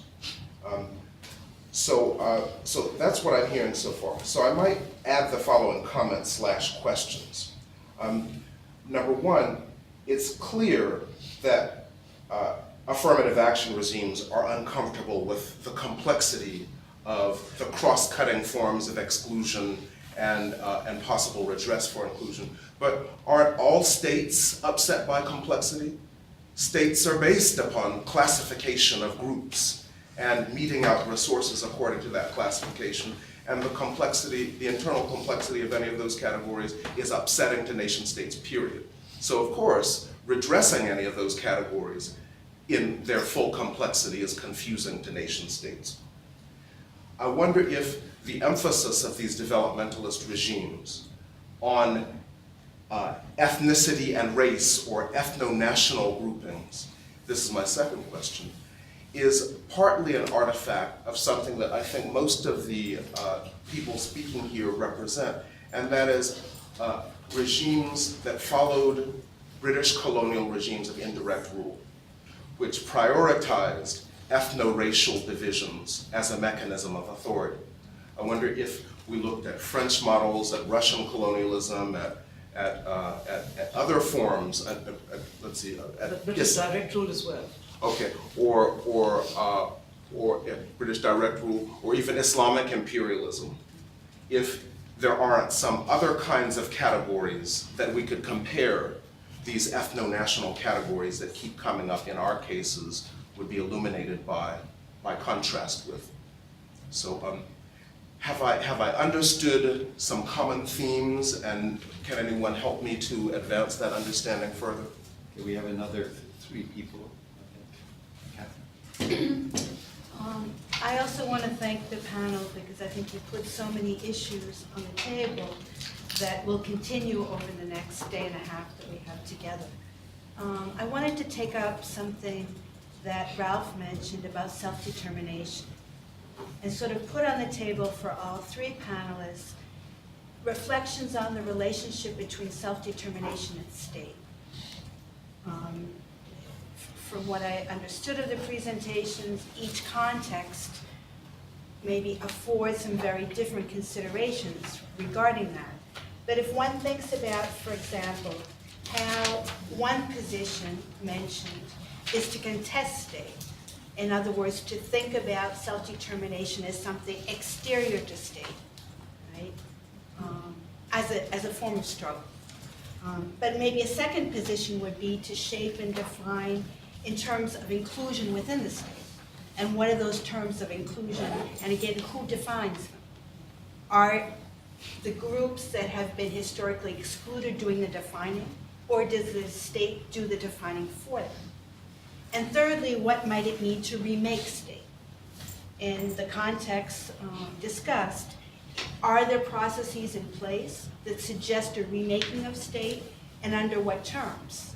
In the case of Northern Ireland, to talk about a binational context, does that require a rethinking, a reconstructing of state? To think about, as Ralph mentioned, in ethno-nationalisms in multiple forms, or in the case of India, with different positionings that cross issues of caste, ethnicity, and other dividing factors. Is it possible to think about new forms of multinational or plurinational states? Is that somehow part of the affirmative action discussion in the context that we're thinking about, or no? And how are those sort of conceived? That's sort of one question. The second question has to do, in a related sense, about what happens with development.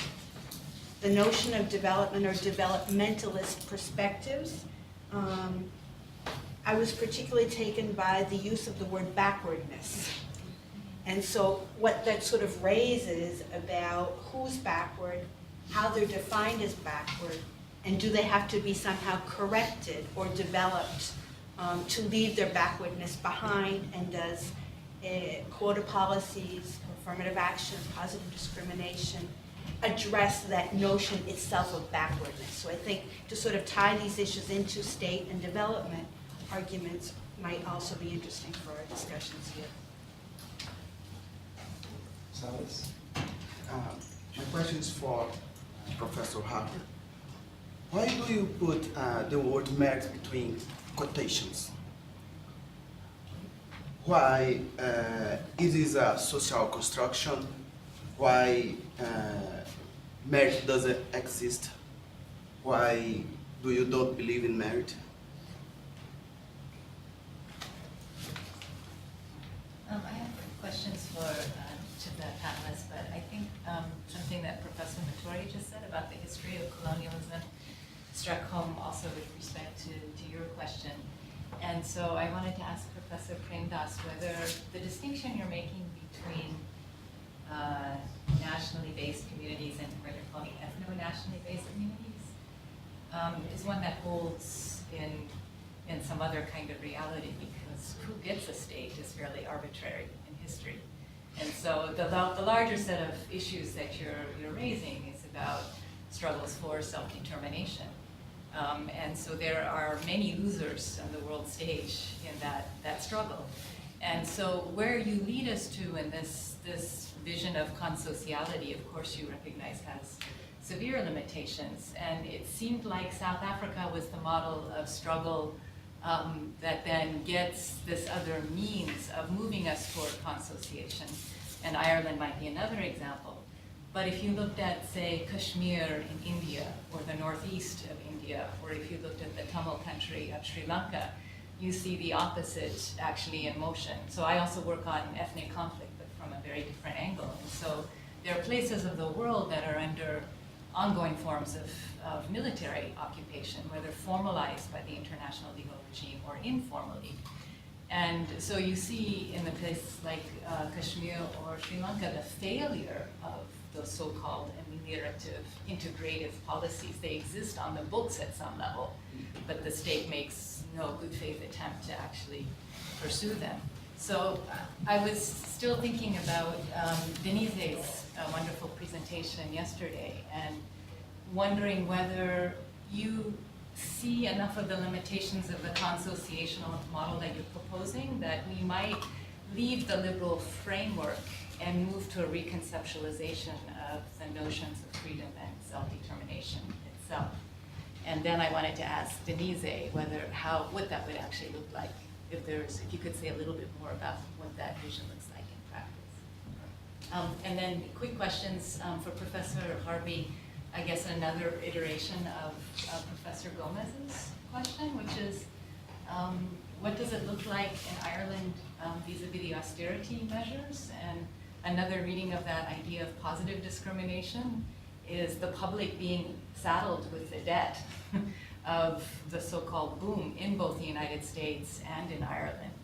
And so that perverse reading, slightly perverse, I suppose, reading of positive discrimination vis-a-vis, the history of these programs in Northern Ireland. And then Professor Jayal, very much in agreement with a lot of what you sketched out, but I wondered if you could say a little bit more about the so-called creamy layer of the other backward classes that leads to a kind of ossification of the caste reservation system. But I think at some level, when you look at the state governments, there's quite a lot of creative movement around who gets to be counted OBC, and then there's lots of movement in, as you were saying earlier, about Muslims, whether they should be counted in that or not. Also movement in terms of who gets counted as a Dalit, whether they're Christian groups, Sikh groups, Hindu groups, and so on.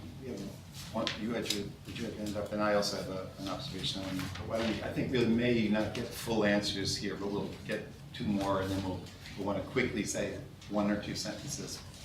We may run 5 minutes past, but we started a few minutes early, and we don't want to run 2.5 hours or something. So please. Okay, I have two brief questions. The one is for Professor Harvey. When you talk about, political mobilization around the law, if you could share with us your thoughts about the relationship between the ultra-globalization movement and the law. And then to Randy, you mentioned social cohesion. And Professor Harvey. according to Professor Harvey, okay. And you asked how we might extend or expand, either the conversation or the summary. And I find the concept of social cohesion could very easily be anti-equality, because cohesion can rely on institutionalized inequalities. So for me, social inclusion would be a concept that I would be more comfortable with. Let me own that. Are comfortable with social cohesion, or? No, I'm uncomfortable with social cohesion, precisely because cohesion can require institutionalized inequalities, particularly gender inequalities. And social inclusion, on the other hand, provides the space for moving on the journey towards equality far more than social cohesion. And that's just for me. Other scholars might have different. I see one other person who wants to start something into the discussion. And then I don't have a question, I just have a comment. I'm the Affirmative Action Officer for Duke University and the health system, and this has been tremendously, obviously informative, and I think the sort of the theoretical and the conceptual framework for the discussion for affirmative action and the related concepts is extremely helpful, and but I think there's sort of the other reality, and that is, how does one implement affirmative action, especially in institutions of higher education, which provide a very different context than in industry, for example. So the challenge, the day-to-day challenges for us, though, are informed by all of these various concepts and taking models from various countries, and also the sort of the social modeling of this idea. And so I'm sitting here thinking about, in half an hour, I'm going to go talk to a faculty search committee who's going to be recruiting for a tenure track position, and the debates that we get into, where we try to balance sort of the value of diversity and inclusion versus the whole idea of scholarship and excellence. So all that to say that, the discussion is very, very useful, and sort of jars some sort of new ways for me to do the work that I do. So, thank you. the observation I was going to make was just to put on the table a concern that I have. I think that there's I think there's always a tendency to think in terms of epics and things like that. And actually, having just finished an annotated bibliography on neoliberalism in Latin America, including covering neoliberalism more broadly, that I think people need to understand that we are now in a post-neoliberal period. We are no longer under, that particular epoch, which started in the beginning of the 70s and came to its peak in the 1990s, is basically in retreat. It certainly is in Latin America. And it's not to say that all of the things associated with neoliberalism have been eradicated. That's why it's called post-neoliberalism, as opposed to, in other words, that it's still there. But we're really talking about political struggles, about defining the new shape of things for the future. And we have to be thinking in terms of the future in these circumstances. The two victories here in the US are remarkable victories, and this one fought even more strongly around the question of whether or not neoliberal understandings are correct. And the majority of the American voters went against the attempt to simply represent neoliberal ideas. And it was fought out very, very clearly ideologically. I think neoliberalism, even the international institutions were retreating from it in the late 90s after the Asian crisis and the rest of it, but I think we're in a much more optimistic period. We don't know what we're entering into, which is why we can't label it. But if we keep thinking it's all neoliberalism all the time, you end up with a very, very defeatist approach to things.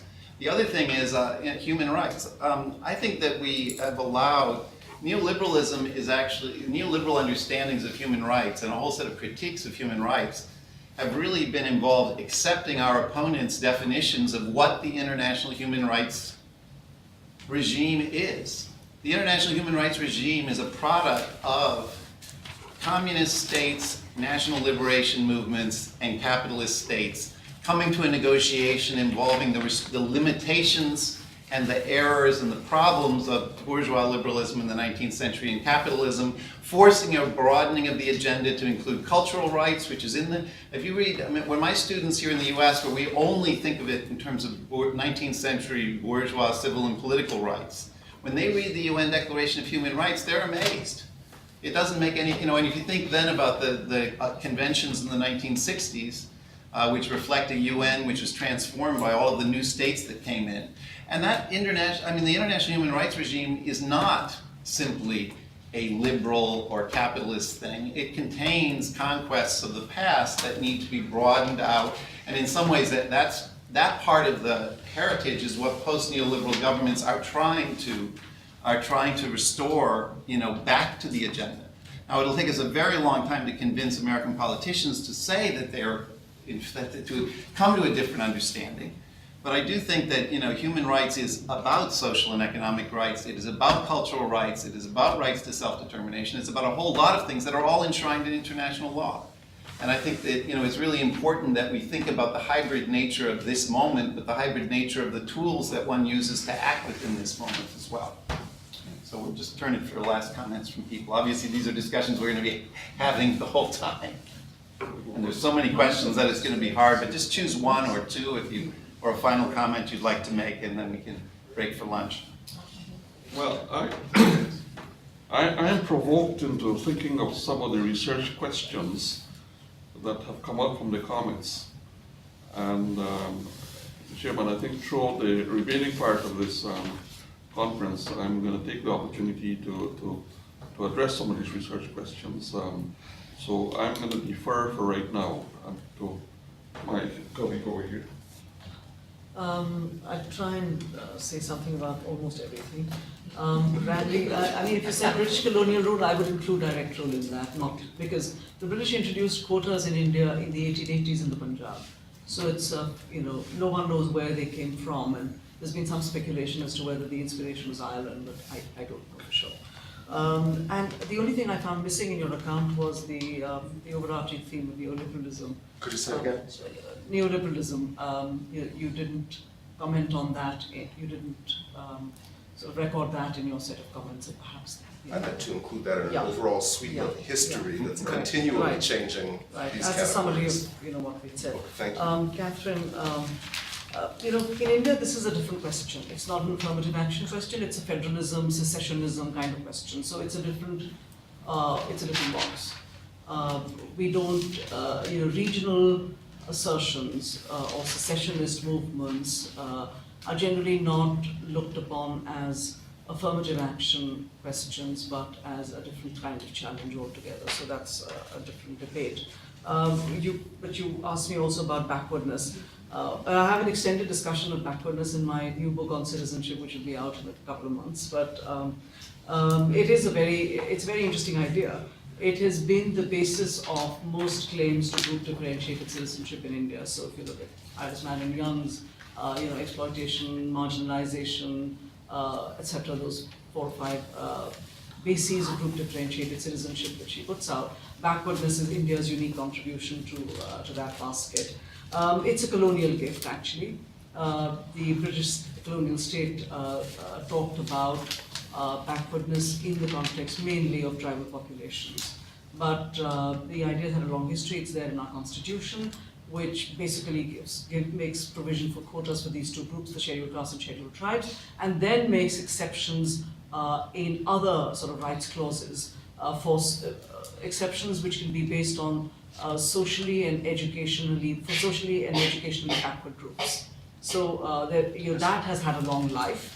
But basically for tribal populations, backwardness was a gift, whether or not they wanted it from the colonial state. For the other backward classes, it has become the basis of a claim and a demand, so that one would think that this would be something that no one would want to, this would be an attribute that no one would want to own, to say I am backward. But here you have claims which say I am more backward than you are, hence my entitlement to X, Y, Z is greater. So it's a fascinating political discourse actually, and as I said, I have written about it at some length. But so Kamla mentioned creamy layer. I don't know if some of you are aware of, many of you may be aware of this idea of the creamy layer, which is basically a category that at the present applies only to the OBCs above a certain income level. They are excluded from the benefits of quotas.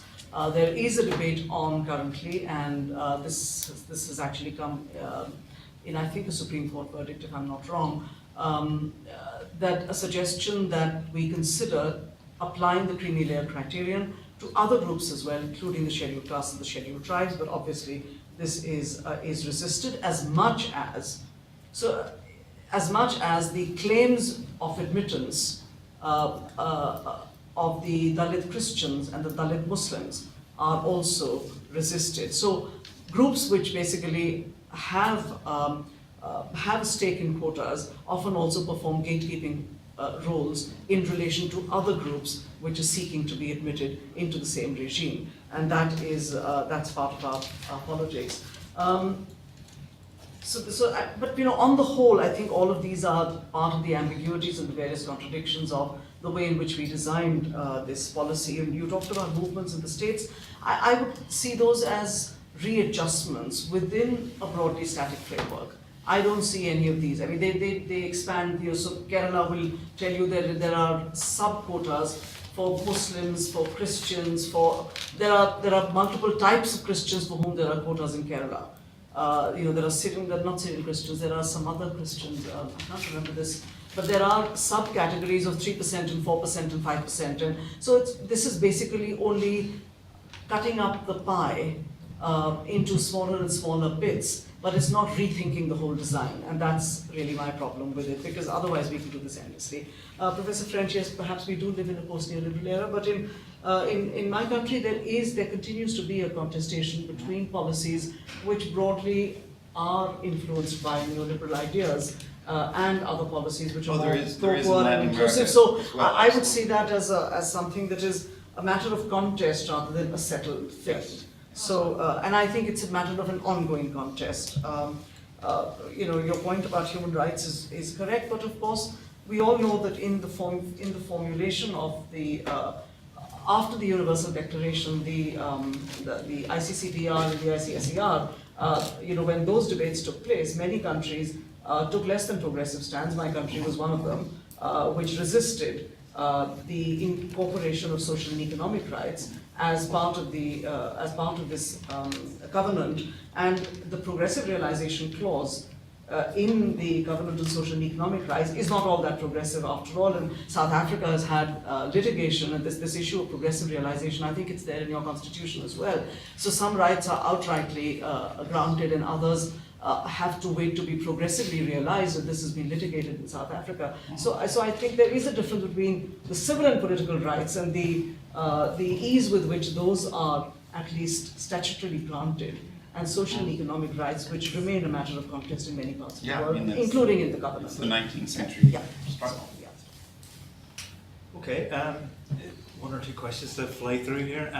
First of all, the British context, again, absolutely, generalized partition as a mechanism of conflict resolution was not very successful in the society that I grew up, but it was obviously part of British colonial experience. This was a very concrete example of that. Was we inherited the Westminster model of majority rule government, which was a disaster in the context of a society that is split along ethno-national lines, and we reaped the rewards of that model that we inherited, and obviously the island is still partitioned. And it was interesting to see my badge. My badge is Colin, Harvey, Queen's University, Belfast, Ireland. But of course, Queen's University, Belfast is still in the United Kingdom. This partition is still very much live. So that debate, in a sense, is replicated in my badge, and different people have different views about the acceptability of that. So in terms of the second question about reconstructing the state, absolutely. What does it mean to talk about shared citizenship when 40+% of your population does not want to be in the state they're in and looks to a neighbouring state as their government?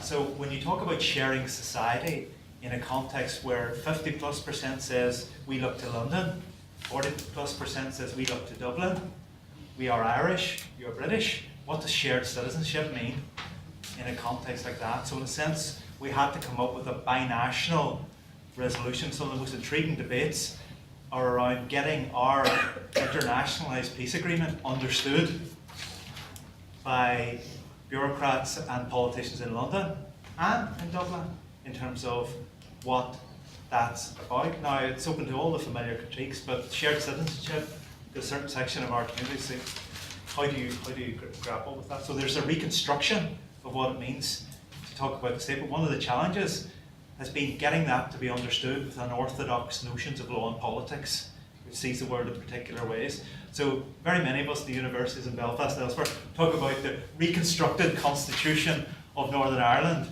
and the internationalised and transnational context, and then we go to London and just like, well, still Westminster's Parliament still supreme, man.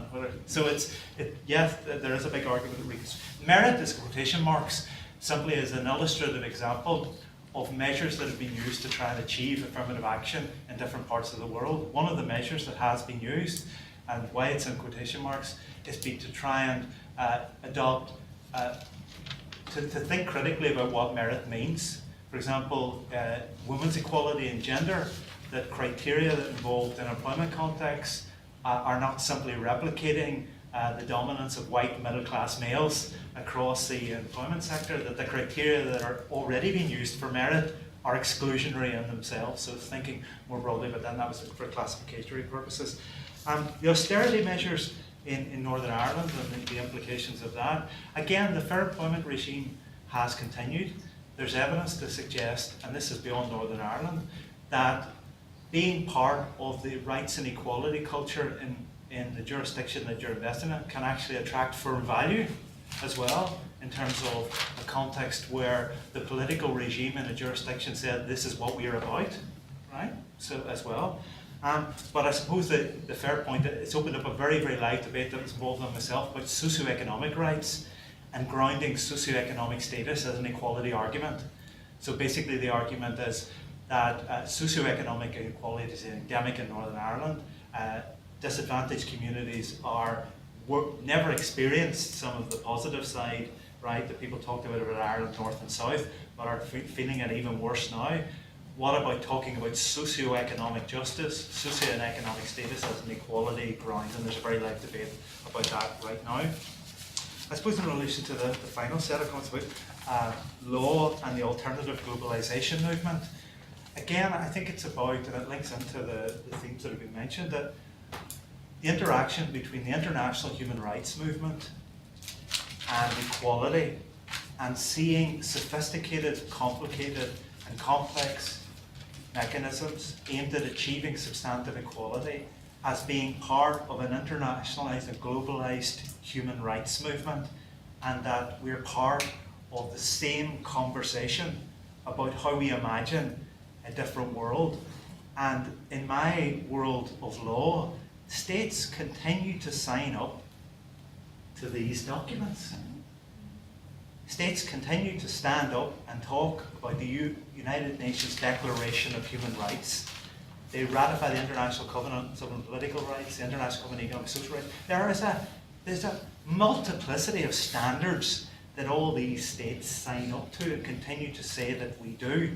And I suppose a rather naive lawyer in me say this, part of this is mobilizing and engaging with that, of making substantive equality part and a comfortable part of that global conversation around making the norms facts on the ground for people and communities on a global basis, because people say they are committed to this stuff, and it gives you, in my view, a normative foothold to mobilize around, right?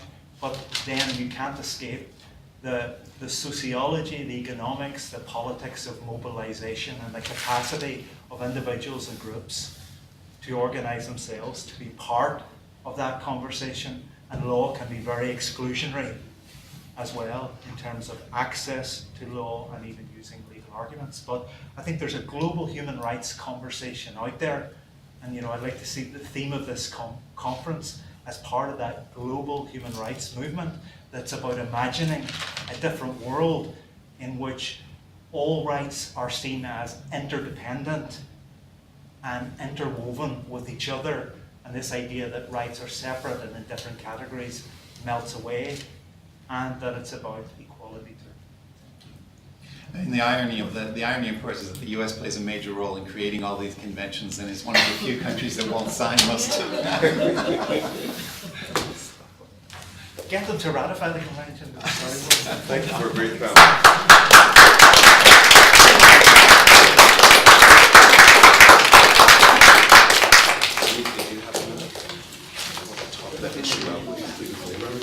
Yeah, all of us do. Thank you. Thank you very much.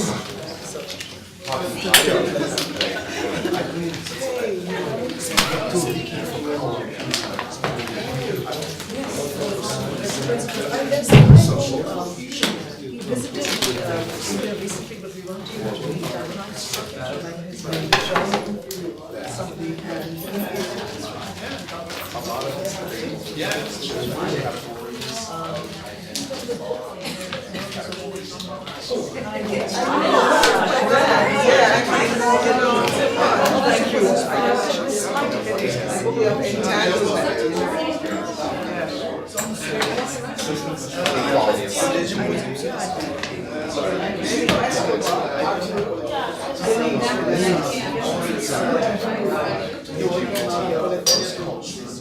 Desire to ratify the nations coming together at some moments. And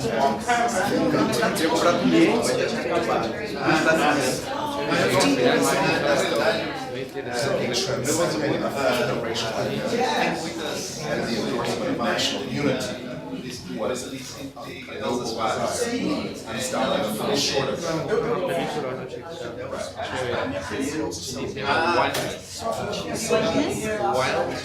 that are extending people